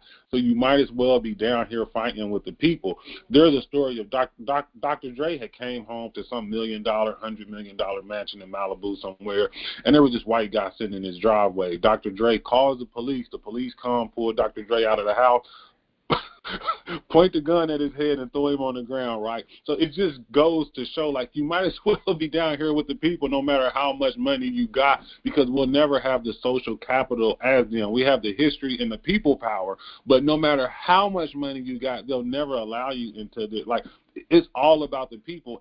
And I'll just say this as well, you know, something about America just doesn't make good white people for the most part. That's something I was thinking about when you was playing the video of the white guy who kind of just defected and like is ready to like help. When you see Europe, I'm in here, like, bud. Yeah. No. I'm kidding. Yeah, I get it. Okay. Because I was about to compare this to Europe, right? Something happens like in UK and France with the cost of living and stuff. Man, you see those people go out in the streets, like, man, and they raise hell about tea time and 4-day work weeks and stuff like this. But it's like stuff happened to us over here. The whole government shut down for them. And nobody did anything. Yo, because nobody else on the planet is as bamboozled, hoodwinked, and propagandized as Americans. Yo, the same way how we in our silos in the hood, we go to our schools. Yo, they got white people going to their schools and like they teaching them about goddamn Christopher Columbus, all this goofy shit. They tell them about Abraham Lincoln freed us. I mean, like they brainwashing them just like they brainwashing us. Yeah, we look at this American empire, maybe drop bombs on Iran and say, man, those people really get it bad. No, we get it the worst because we here. And even when we go to school, we get indoctrinated, not educated, right? And you be arguing with these quote-unquote educated philosophical Negroes or just people out there in the world, and they just repeat. You know, it was funny that Kamala Harris' biggest defense was her resume. But she couldn't sit there like you and just have a conversation. You got all these degrees, but you can't even have a regular conversation with a person. What good is the degree? It's good enough to get them that money, to get them that 30 racks. That's all they use. That and when they go to school, and people go to school, they don't even go to school to learn. They don't like. Let me play. Yo, I gotta play this. Wait, 1 second. I want to push back a little on what Ibrahim just said. That no matter the social status or money or whatever, if you black, they still gonna treat you. Well, Obama must be the exception then, because he's the worst. To me, he's the worst black person walking on this earth that had the most power and have done the most damage, and he's still walking around free. even with Price locked up. That man paid $120 million to take a photo with you. He got the photo, but only Price is getting locked up. Nah. Well, he is the exception, but you got to understand, like, we don't really know where he comes from. We understand, like, his mother was a globe trotter. She met his dad over in Africa. They both went to Harvard. We know she passed away. He was raised in Hawaii by his grandparents, one who, like, managed the bank, and the other one that, you know, so, like, he's so mysterious. Obama may be more mysterious than Epstein. Epstein, like, went on a backpacking trip at the age of 18, 19, and then came back with all of these ties, and then just blew up. Like, he's not part. I don't consider Obama as part of our community at all. Yes, he's black, right? But just like his unique background, just like Kamala Harris, right? Candace Owens kind of blew that up, right? She was claiming people that wasn't even in her families to anchor herself into us. Like, some of these people's backgrounds are so mysterious, right? See, somebody like Dr. Dre or Jay-Z, Puff Daddy, we can anchor in, right? Even a Byron Allen or something like that. I don't really know anything. The only thing we know about Obama is what they tell us. Exactly. But even like when you're talking to them, let's say you're trying to talk to these professional black people, these educated black people, you're never gonna get nothing out of them. Everything they tell you is a lie. I want you to sit here, and listen. We're gonna listen to her explain how she was sitting up there getting texts from a convicted PDF. Somebody that everybody that already knew had an island already. It was already out there that this is what he was doing. He already went to court already with the bank. What's the name of the bank? I got to look it up. But the bank, they took the bank to court because they said the bank was helping him traffic them underage children out there. This had all already happened. When she came up here and they caught her up there, they caught her texting him, and now she's up here trying to tell us what we saw. Mr. Raskin, to my former professor in law school. But you see, it's like, look how they mob up together. You see how they gang up together to support each other? I don't know these other people. I probably know them, but like I ain't. But this one right here, I think it's a purple or blue, whatever suit she have on right here, with the big goofy glasses on. That's MacGyver. LaMonica MacGyver. She's from Jersey. She's from Newark, New Jersey. She was a council person in the Central Ward when the gentrification was going crazy, and we used to send her office the emails, send her all the stuff that the landlords, the slumlords were doing to the residents in her community, in her ward. I can still remember her coming in there with her pantsuits, her black pantsuits, walking through the building with her pogo stick body, going to the elevator and ignoring the residents that were in the hallway because it's two big buildings, 20 floors each, probably like 15 apartments on each floor. And these residents were there to ask her, like, yo, who's going to hold these landlords accountable? These people that you're selling the buildings to, that's throwing us out, illegally throwing us out. And I just remember the disdain she had in her face for these people. Don't stop there, because she's a horrible piece of human being. This LaMonica, she was the president of our council, city council, and she used her power to kick people out for speaking out against the things that are happening. She has banned people. We got banned 6 months.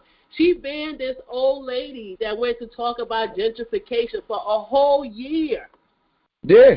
That's what she uses her power for. And also, she's also the one who's got caught up in that icy tension crap where I'm about to play that. Go to court. They're about to lock her dumb ass up. Now, the mayor, that icy tension, that was all theater. Because the mayor has bodyguards. The taxpayers in Newark paid the mayor's security detail over $1 million. During that icy tension shit, his detail backed away, and here comes LaMonica. Her job is not to protect the mayor. She has a whole husband that she don't even protect. But she got there in the middle, so-called protecting the freaking mayor, getting it. She don't even protect the residents like that. She kicks residents out of city council meetings. She ignores the gentrification. She passes slumlord, or I call them the slumlord. She passed the law. She championed this law that allows the landlords to raise our rent up to 5% every year. My rent got raised, and next year it's going to get raised again, and next year again, and my wages ain't going up. That's LaMonica right there. These are the people she supports. She is supporting a person who got money from a PDF, and she's sitting there supporting that crap. No, this is LaMonica right here in Jersey. Wanting to throw out federal charges against New Jersey Congresswoman LaMonica McIver. The Democrat was indicted on 3 counts of assaulting, resisting, impeding, and interfering with federal officials at a protest outside an ICE detention facility this year. She says her visit to the center was protected under law and that the charges against her amount to vindictive prosecution. This is not the video I wanted. I wanted a video that showed her pushing people. Like this is not the video I wanted. But like in the video you could see she's pushing the pigs. She's pushing the pigs because the pigs was trying to arrest her pimp daddy, Ras Baraka, her boss. Because Ras Baraka is the one that got into the council. Because this is what the mayor do. The mayor got his own team. Got his own team of people that he got in the council, in the school board. So it's like a little banana republic here. I mean, he owns everything. Him and his, like, whoever's funding them, his little people that's giving them money, they own and control all the politics in the city. So, like, nobody eats. Everybody starves. I told you, all these people are black. These are not white people in charge. These are all black people. Newark is leading the country in gentrification. Poverty, people getting killed. They just had a murder on Saturday. The whole city going crazy. But it's all due to the mishandling of funds, mishandling of everything in this community that's producing the social ills that we see in the community. And these people are directly responsible. So LaMonica, the reason why I showed you her big head self is because she's the one sitting here. She's sitting right behind Plaskett right here. All these people are criminals. These are all women of color right here. And this is a white man. This white man, after she done talking, he going to be up there taking up for her. Yo, this ain't got nothing to do with race. Ain't no color line here. These people, this is class. This is class. I mean, they're protecting themselves. They're protecting their class interests. They don't give a damn about you, about me, about any of us. So listen to these people. Going to vote, entertaining these people is a waste of your time. Yo, we better off coming together, organizing and building institutions to liberate ourselves. Instead of us getting kicked out of these homes, how come we don't own these homes? I want to see them come down to Newark and start to take these homes that we own. Let's see what the people do then. But you got to organize the people. But let me play.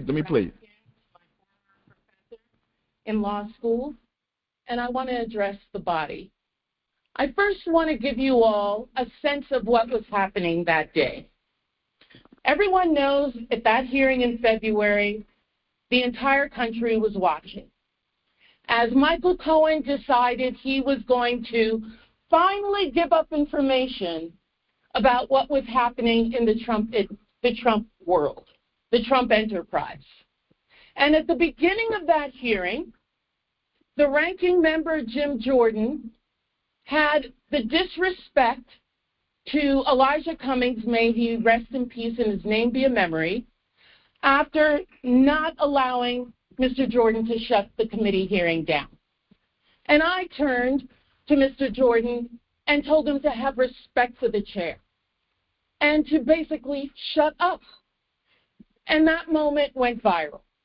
And I began to get innumerable texts from friends, from foes, from constituents about what was happening in that hearing. So when she told Jim Jordan to shut up, that's when Epstein texted her? So you didn't know who Epstein was before he texted you? You never got money from him years ago? 30,000? And I got a text from Jeffrey Epstein, who at the time was my constituent, who was not public knowledge at that time that he was under federal investigation. And that was 2019. He had already been to jail already for PDF charges. In 2008 or 2009, I believe. He was locked up. Didn't she already get the money from... She already got the money. Because she Yeah, she ran for office, I think, in 2014. And like, wait till you see. You know what? Let me let this play because that's the last thing I'm gonna show y'all before we get out of here. Who was sharing information with me. Now, I heard recently from someone that I was seeking advice from him. Let me tell you something. I don't need to get advice on how to question anybody. You just saw the video. She did not take advice from him. She didn't just use what he told her. Like, but talking to these people, people always say like, yo, who told me that? What's her name? She's on WBAI. She got a show, Law, and she got a show on WBAI. I forgot her name. She's supposed to be this lawyer, like a smart person, whatever. But she told me, why don't you go sit down with the politicians and talk to them? Talk to the politicians about what? Look, we are not in the stage of this struggle where you need to go speak to the politician to see if you can reason with them, to see where they're at. These people know who they work for. They understand who they work for, who they serve. If you still think you're going to go sit in their office or go anywhere to say anything to them that's going to change their mind, you a buffoon. Gloria J. Brown Marshall. Google her if you want. But she's the one that told me that goofy stuff. I should have recorded it and played it here. Because I'm like, she sounds like a complete fool. But she's not a fool. She's saying that because she's part of that system. She's part of them people. And they think if you say stuff like that, the average person will be like, yeah, I should have a conversation with them. But I'm not the average person. I already had the conversation. I've been in their offices already for the last 15, 20 years trying to work with these people, work in our community, to organize my community. I know these people. I know these politicians. I mean, like, I don't care where I'm at. I don't care if you're in Detroit. I don't care if you're in North Carolina, Alaska, Chicago, California, LA, Vegas, wherever you are. These politicians work for imperialism. There's nothing you can say that's going to change their minds. And all they will do is lie. I was about to say something else, but she's just lying. Listen to the rest of it. I've been a lawyer for 30 years.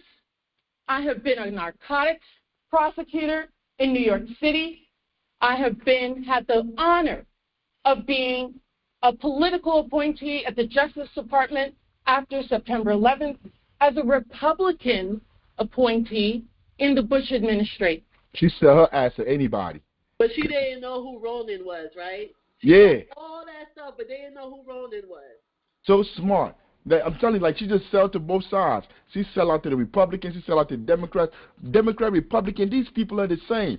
Dude, like, she got her first break under Republicans. Individuals. I know how to seek information. I have sought information from confidential informants, from murderers, from other individuals, because I want the truth, not because I need them to tell me what to say. And if you look at the transcript, you will see that I questioned Michael Cohen for 5 minutes. The Washington Post only shows you 30 seconds and takes from it one individual's name that I got from Jeffrey Epstein and didn't know who the individual was, and put that individual with a host of other individuals that I felt the committee should subpoena. She was a citizen of she was a senator of the Virgin Islands. Yeah. No way in hell you don't know who your richest constituent is in that district. Especially when this man then gave you, like, you don't even get in the office without this person having your back. But my thing is that you do all of this work. You did work with the Republicans and the Democratic Party, and you did this up in New York City, right? Those are all spaces that most of us can't get in. But look at the optics. Look at the political theater. When you get jammed up in your lives, because you, like, I could get her number, and I could text her, and she'll probably look at it and say, oh, I don't know this number. And even if it's a really good question, right, I don't know this number. Who is this bothering me? Probably block me, right? The only time she would look in her phone would probably be to block.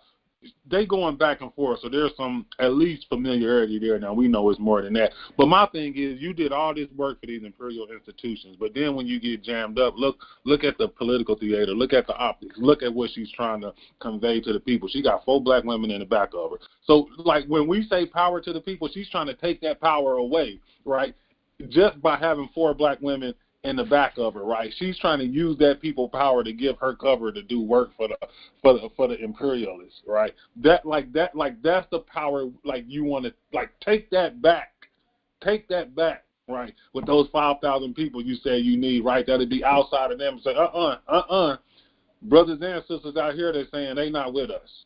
They not with us. Get those same people who was putting money in your pocket to come sit behind you. Don't try to use this political theater to take away from a community that you don't even represent, one that's voiceless, one that's not even heard when we go and try to talk to the politicians. Your wife just talked about trying to talk to the lady in the purple, and she just walked right past y'all, right? Yeah, walk right we don't want past. to get represented by these people. So, take our power back. Yo, but check it out, though. Yo, she had this black women sitting behind her to act like she support women. She support optics. Yeah, it's all optics. Like, she support black women. Yo, all of these people behind her. Yo, the people that were throwing into the streets were black women. Were black families that LaMonica MacGyver was throwing into the streets. Like, you come out the building, you see a whole family outside with their bags. They don't have nowhere to go. There's no room at the shelters. It used to be bags outside of the building just sitting there for days because people got kicked out of the buildings and they ain't had nowhere to go. She was responsible for that. She wrote laws to make that happen. She allowed the slum lords to make it happen. Yo, not one slumlord. With all this gentrification going on all around the country, going on in New Jersey, going on in Newark, not one slumlord has gone to jail. Because what they're doing is illegal. You're doubling people's rents, it's illegal. Putting stickers on people's doors telling them that they're going to get kicked out, it's illegal. Because only the sheriff department can come kick them out. Locking people's doors, putting chain on people's doors, that's illegal. Yo, they've been doing all kind of illegal stuff around here, but they're locking people up for weed. They're locking people up for having coke, crack, heroin. I was going to touch on that. So that she's bragging about being a narcotics prosecutor, right? So she's part of the institution going after some of the most disenfranchised folks in this country. And I don't promote hard drug use. I'm not going to claim I've been sober my life. I've been part of the hippie community where we get corralled into our big playgrounds that the cops allow us to instead of persecuting us on the streets, fortunately. So I understand there's a bigger detrimental effect, but the war on drugs has from the beginning been a way to target political entities growing out of communities who, in black community cases, were specifically targeted by CIA infiltration, putting the drugs on the street to begin with. Right, so to brag about targeting, being a prosecutor in the narcotics division, you are the one taking money out of the pockets of people who are already broke, taking parents away from children, proliferating the institutionalized racism that are keeping the people you're claiming to represent down. Guess what? It pisses me off. But guess what? Well, who is she talking to, though? She's not talking to those people. She's not talking to you and I. She's talking to the people that's in this chamber, the people in her little ecosystem who think being a prosecutor is a good thing. You see, to me, the people in the hood, when you say you're a prosecutor, they look at you like, oh, you're a prosecutor, you're a scumbag. But she's not talking to us. This is not for us. This is for them right here. All this optics, this fake woman stuff, because they do women. She do women just as bad as she do men. And those women, those people that was being trafficked in Epstein Island were mostly women, children. She don't give a damn about no women. But let's finish. Let's listen to her. Let's finish. They've never been questioned. Because at the end of the day, I know that in the Trump administration and with my colleagues over there, it's not about sexual assault. It's not about support of victims. It's about money. It is about money. I have consistently stood against sexual violence and the exploitation of women and children in previous careers as well as here in this body. We all know that Jeffrey Epstein's actions were absolutely reprehensible. As a constituent, as an individual who gave donations to me, when I learned of the extent of his actions after his investigation, I gave that money to women's organizations in my community. So pause. Now, I've been doing this politics politician thing for a minute. Hey, General Secretary, not you. Anybody else got anything to say about what she just said? That money that she said she gave back to women organizations in her community are NGOs that she controlled. I'm also wondering how much money did she make because of the donation that got her into office. You know, if I take $30,000 from you and then I make $1 million from my office, don't fucking matter. I gave $30,000 back. $30,000 back. No, but that part right there, when she said she gave that money to women's organizations in her community, she's talking about the nonprofits that basically do whatever she wants them to do, because that's who they funnel and wash this money with. If you go to any community, any local community, these politicians have people in those communities that are supposed to be like organizing, generating votes when they need people to come out, when they need people to, like, they point to these people and they don't do nothing. They do stuff like they may have like a clothes drive, they may go outside and paint the street, and they may be out there talking, but they do nothing substantial in the community. They don't build no institution. They don't feed nobody. They don't clothe nobody. They don't do nothing. But that's where she took that $30,000 and gave it to. I guarantee you, I didn't do no research. I didn't go look at it. I will bet $1 if we go look. You know what? Now I'm gonna look to bring in next week. Whoever she, go ahead. But it doesn't even matter because now she's standing up talking bold. Now that he's dead, you wasn't talking this when he was alive. That's the hypocrisy in all of this. When he was alive, he was texting you, "Are you chewing gum?" No, I ain't chewing gum right now. Now that he's dead, hey, I know he was a pedophile and he was this and he was. Oh, come on, man. You know what, yo? Hey, yo, you know what? I have no doubt he probably smashed. He probably tricked off with her too, yo. Definitely not. Now, she probably pointed him in the right direction of some people he liked. Oh, he ain't gonna want her. He like him young. He like him young. To the Virgin Islands, there's a reason he was out there. Even though it's the U.S. Virgin Islands and then you got the Britain Virgin Islands, they drive on the opposite side of the road. Like it has all the feel of a third world country or a developing nation, except for the prices. They got Vegas Strip prices throughout. I don't understand how those people survive out there. I'm telling you, it's like shopping on the Strip in Vegas. Everything is expensive, meaning everybody is in dire need. So, no, like this whole thing is problematic. But my thing is, if you're gonna be bold and courageous, say it while the man is alive. Don't wait till the man pass away and then get this. But check this out though. Hey, yo, he thought they were going to keep him alive. He thought all these people he knew in these high places were going to keep him alive, all these people he gave money to. Yo, he wasn't in jail at this point. He was still probably on the island somewhere, surrounded by the...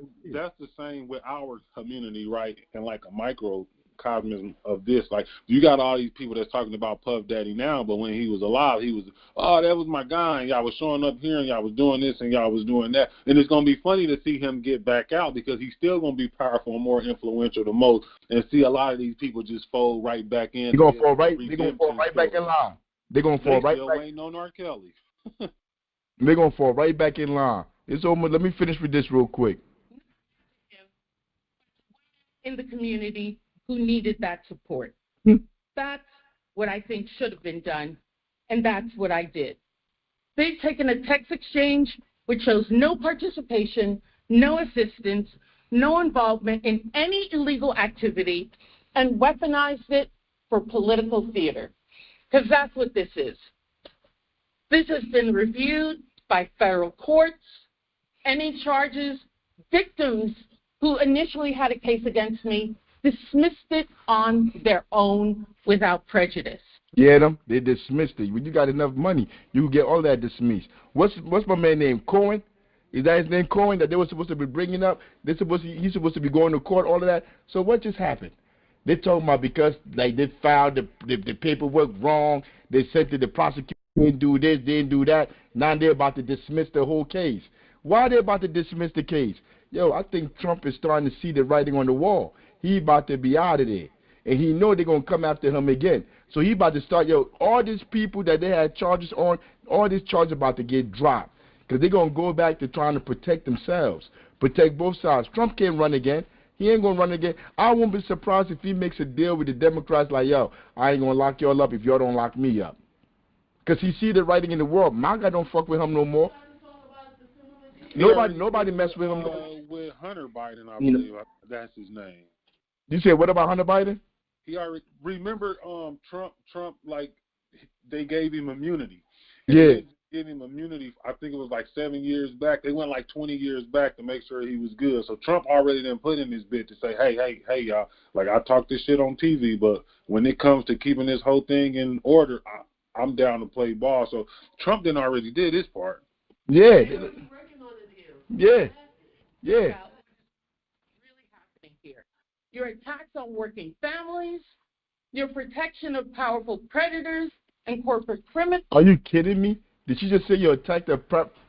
Like, you see, these people, how do you have a conversation with a woman like this? There's nothing to say to this woman. Yo, she will call the police on me. She will use the government to try to get me locked up. That's what the mayor do. The mayor in Newark, they got me under surveillance. I don't even see these people. I don't even know these people. Yo, you got real criminals in Newark, people that's really doing harm out there. They're not on supervision. They got me on supervision. Like, what you gonna watch me for? You can watch me all day. I'm not doing nothing. I know how y'all coming. I mean, like, I already know y'all watching everything I do anyway. I mean, like, when I'm watching the TV, I know you watching me. So, like, you can't do nothing with me. I already know what it is. But I'm the one on supervision, not these kinds of people. You want to talk about texting felons? How often do you text President Donald J. Trump? That's the individual we should be concerned with. Yo, what is she doing in the back? Yo, I was playing it till I got here. Yo, that annoyed me so much when I saw this. Yo, all this tit for tat, all this, like, this, I hate, yo.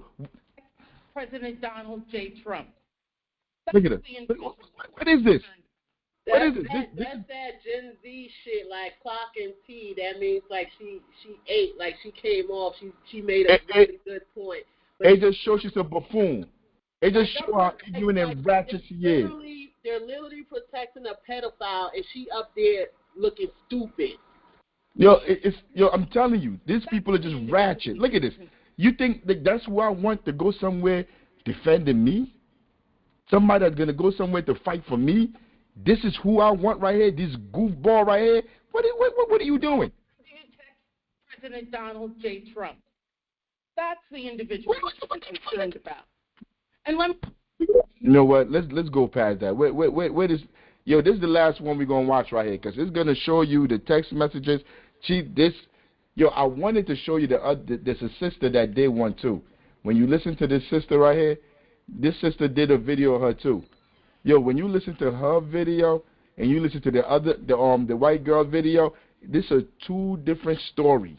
Yo, she's trying the whole time, this black woman, because most likely she's an academic, she's probably in the professional field, and she doesn't want to say nothing about this black woman that's going to cost her. So you should hear how she's talking about it. She's saying like she don't see nothing wrong with her taking the text messages and all of this. But I ain't even going to play this, man. I want to play this one because this one got more stuff in it. I just did some digging on Stacey Plaskett. Last 4 minutes we got right here. Man, do I have some things to share with you all. She definitely has a connection to Epstein, and I think it's a lot further than a lot of people think. This is Little St. James, also known as Epstein Island, which is in... Look at this. Like how, this is what one person owned all of this while people starving. And then like think about another thing. This is in the Virgin Islands. Epstein not even from there. So how the people that live there, can't even come over here, can't even come to the property, can't come nowhere around this beach because this rich person that not even from there owns it. That's how capitalism, imperialism work. And that black woman, I don't even know if she's from the Virgin Islands her goddamn self. Allowing this to happen, taking money from this person to basically exploit those people there. The Virgin Islands. This is Cecile de Jong. She was the First Lady of the Virgin Islands. First Lady of the Virgin Islands. Let's follow this. She's married to the President of the Virgin Islands. From 2007 to 2015. From 2007 to 2015. When did Plaskett go into office?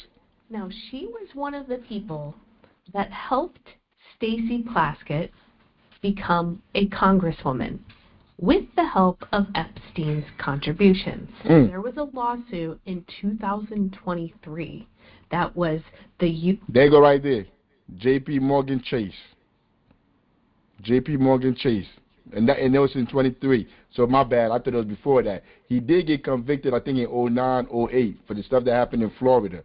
But this was in 2023 when J.P. Morgan Chase finally copped out. I believe they paid. They paid money for their yeah, they had to pay out. They pay out millions and millions.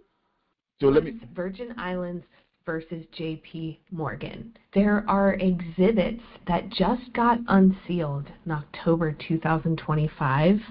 In this lawsuit, there's an exhibit that has an email from her, the First Lady of the Virgin Islands at that time, and I'm going to show it to you. This was from June 19th, 2014, from the First Lady to Jeffrey Epstein. Your help is needed. We are trying to get Stacey Plaskett elected to Congress.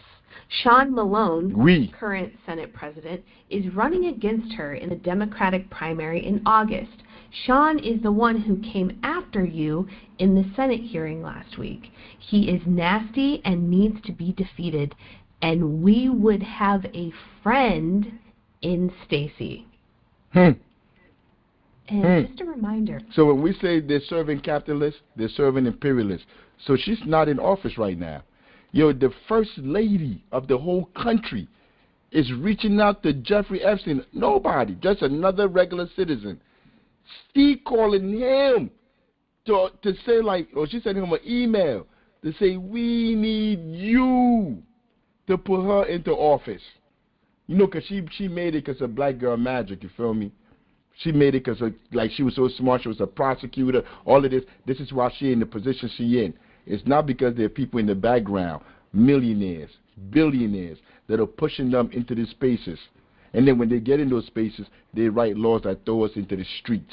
They write laws that allow police to shoot us in the back 40 times, and they say they were afraid for their life. These are the people. These black politicians, white, black, Puerto Rican, or Haitian, these politicians go in there and do the bidding of the rich. That's why America is an oligarchy. It is not a democracy. The politicians don't work for the people. And if you push these people hard enough, they're going to tell you America is not even an oligarchy, it's not a democracy. They're going to say it's a what?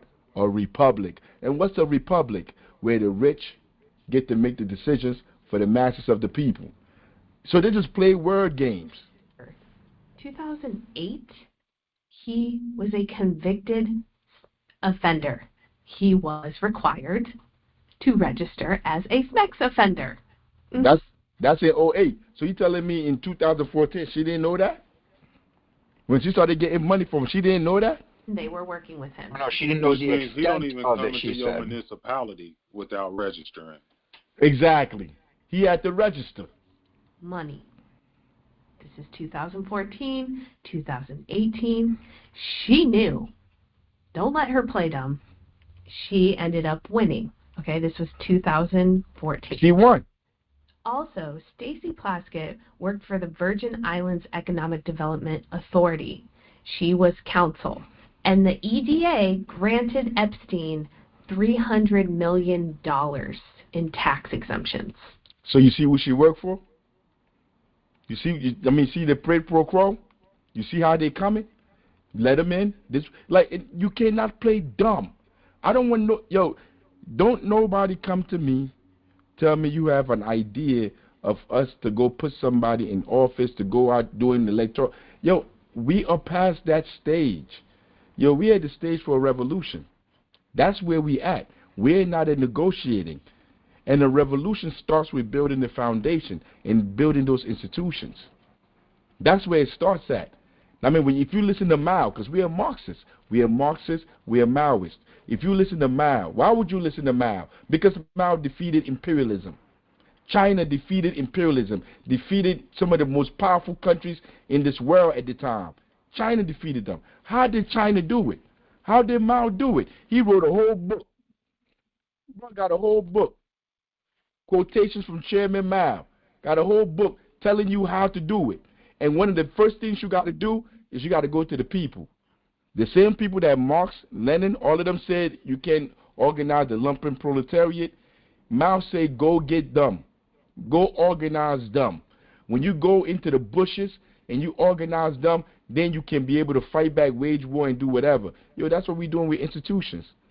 When you build the schools, that's what you're doing. Ain't no bushes to go into. You got your concrete jungle right there in front of you. Go in there and build schools in there. Build economic centers for people to be able to survive, to be able to eat, to be able to take care of themselves. Put survival programs there. That's how you build up the cadre to be able to fight back. Other than that, you have no hope. There's no hope of nothing. We're going to continue to be slaves. So when people say, like, if you're not going to vote, what's the word they be using? I forgot the word they be using if you say you're not going to vote. Complain. No, not complain. It's another word. Come on, complain is an easy-ass word. It's another word they be saying, like, when you, like, you've given up on the system, like you have no hope, you've given up. I can't remember the word right now. But self-disenfranchised? No, not self-disenfranchised. I can't think of the word. Maybe it's going to come nihilistic. to me. Nihilistic. There we go. Who that? None of nihilistic. You get that? Who was that? It's me, Rod. Rod. Thank you, Rod. They say you're nihilistic if you don't want to vote. No, you're not nihilistic. You understand the system don't work. Participating in that system is insanity. So to not be nihilistic and just throw your hands up like I give up, you have to build these institutions. You have to work in the community to put together the infrastructure needed to be able to wage war against these people. It's that simple. It's not about going to pick up a weapon. It's not about going down to City Hall demanding they do something. They're not listening to you. You don't have no power. Who are you? But let's keep playing because we almost done, baby. One second, Chairman. Yo, we got like 7 minutes left, bro. I know, be quick. Because she brought up the Virgin Islands Economic Development Authority. They say all politics are local, but now I know why. Because LaMonica is in charge of the Central Road, which is prime real estate. They are giving out property like nothing, like it's water, free water to these developers. And that's why all politics are local, because the imperialists know they could come and tap these cities, tap these brown and black politicians, give them a little bit of crumbs, and they're going to sell them the whole city. And that's what Plaskett did with Epstein, and that's what LaMonica did in Central Ward. That's what the mayor is doing with the whole city of Newark, selling this city out to all these imperialists. All power to the people. No, that is what they're doing. And you could see it. And they wrote an article, Rutgers University, who owns Newark, and they explained all of that they wrote laws, made policies to sell our homes to banks, to corporations. Remember, we have a friend in Stacy. In her deposition, they ask, where was your first meeting with Mr. Epstein? And she says, at his office in St. Thomas. So she just meet all her people, all the people in her community, whatever, her delegates, whatever. She just meet them at their office in St. Thomas. Where else did you meet constituents other than his office in St. Thomas? I met him in his home in New York. So we already know about 2 times. You met somebody in their office, you met him in their home, like, and you acting like you don't know this person. You trying to play like, because you're a liar. You're a professional liar. Is it fair to say you were asking for money? Yeah. Correct. Who else might have been the money used for? The Democratic Party. The Democratic Party. They go on to say, tell me about his home. What do you remember about it? And she kind of goes on and describes the inside of his home. Did you ever hear that when Mr. Epstein traveled to the Virgin Islands, he often had young women with him? Listen to her answer. What time frame are you asking me? Oh, wow. Oh, wow. You hear that? What time frame are you asking me? Oh, ever. She said, yes. Yes. That's from the paperwork. You see, but when you listen to these people, when you talk to them, they're going to stand in front of you and lie. They do not speak in good faith. So there's no need to speak to any politician. There's no need to speak to any politician or the organizations in which they control. because you're wasting your time. Yo, it's people, like you got people in the fake organizations in North that call themselves activists. They say they're fighting for the people. They're doing this for the people. Yo, I don't bother myself with them. I don't bother myself to even talk to them because I know where your money coming from. If I know where your money coming from, I know what your purpose is. I don't need to go have a conversation with you to waste my time because these people will take it for the police.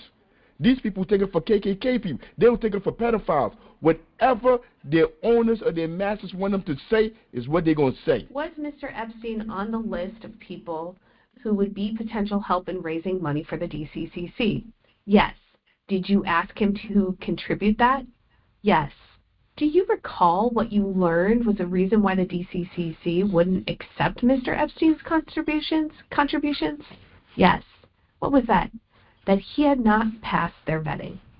And what was the vetting that he had not passed? Yeah, I got to go. I got to wrap up. And I also just want to note, while reading this, there is about 2 minutes of this missing. Big chunk of that. I want to know where this is. July 12, 2018, Stacey Plaskett invites Epstein. Here's what she says. Good morning, Leslie. This is his assistant. If you would share the invitation with Jeffrey, it'd be much appreciated. I would be grateful for his support and the support of those that he may direct to assist me. So to summarize, she did, in fact, have a much deeper connection than she is talking about. Remember... And she said liar. And we said all of that. I got to wrap this up so I could give you all some time because we got to be out of here like in 3 minutes. Yo, she's a liar. All of them are liars. You go back to the Philadelphia Negro, he's saying the same thing about the class, that this class only worry about themselves. They only care about themselves. They don't care about the masses of the people. They're just trying to assimilate. So talking to these people, listening to these people, following these people will only lead us to hell, the lion's den. Yeah, so, but we done for this week. Yo, anybody got anything real quick? Remember, we got like 3 minutes left, y'all. Really got to ask you to get in touch with me, Chairman. Been trying Man, for almost... I'm not talking to you. Nah, you cut off. Like, nah, I'm going to call you, let me see. Let me call you tomorrow like around 12. That's good? Perfect, but let's just make sure it happens. Nah, on what you call? I called you on Signal, right? That same spot, right? Yeah, I highly recommend the Signal app to anybody for any personal communications. You don't want billionaires and telecoms, like in general, to have your personal conversations. They don't deserve it. Use Signal. It's a secure end-to-end encrypted messaging app not owned by billionaires. And let's connect on it, Chairman. Got you. I'm going to call you tomorrow on Signal. Anybody else got something up here? Talk to me. Hey, Sham, how you doing, Sham?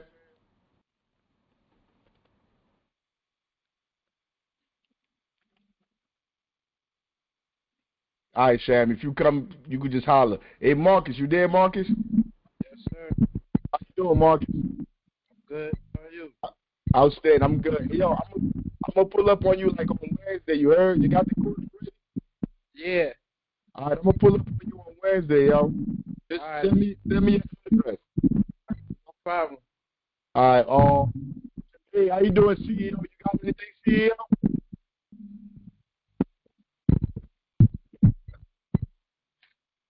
CEO ain't got nothing. Ibrahim, hey, Rodrigo, I'm going to talk to you later. I got to give you a call later. But Ibrahim, go ahead, take us out, man. Take us out. You got any parting words?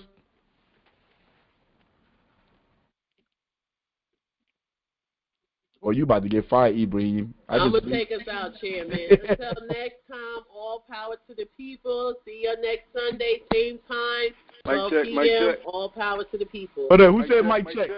Okay, CEO. Okay, CEO. Apologies, I was in the next room, but it's loud enough on my speakerphone to hear what you're saying. All power to the people. I appreciate the program. And like I said, if you guys need us up here for anything, we're here to support you, brother. You know that. You and Sister Patience. All power to the people. All power to the people. Hey, yo, till next time, all power to the people. I live for the people. I die for the people. All power to people, comrades. All power to the people. All power.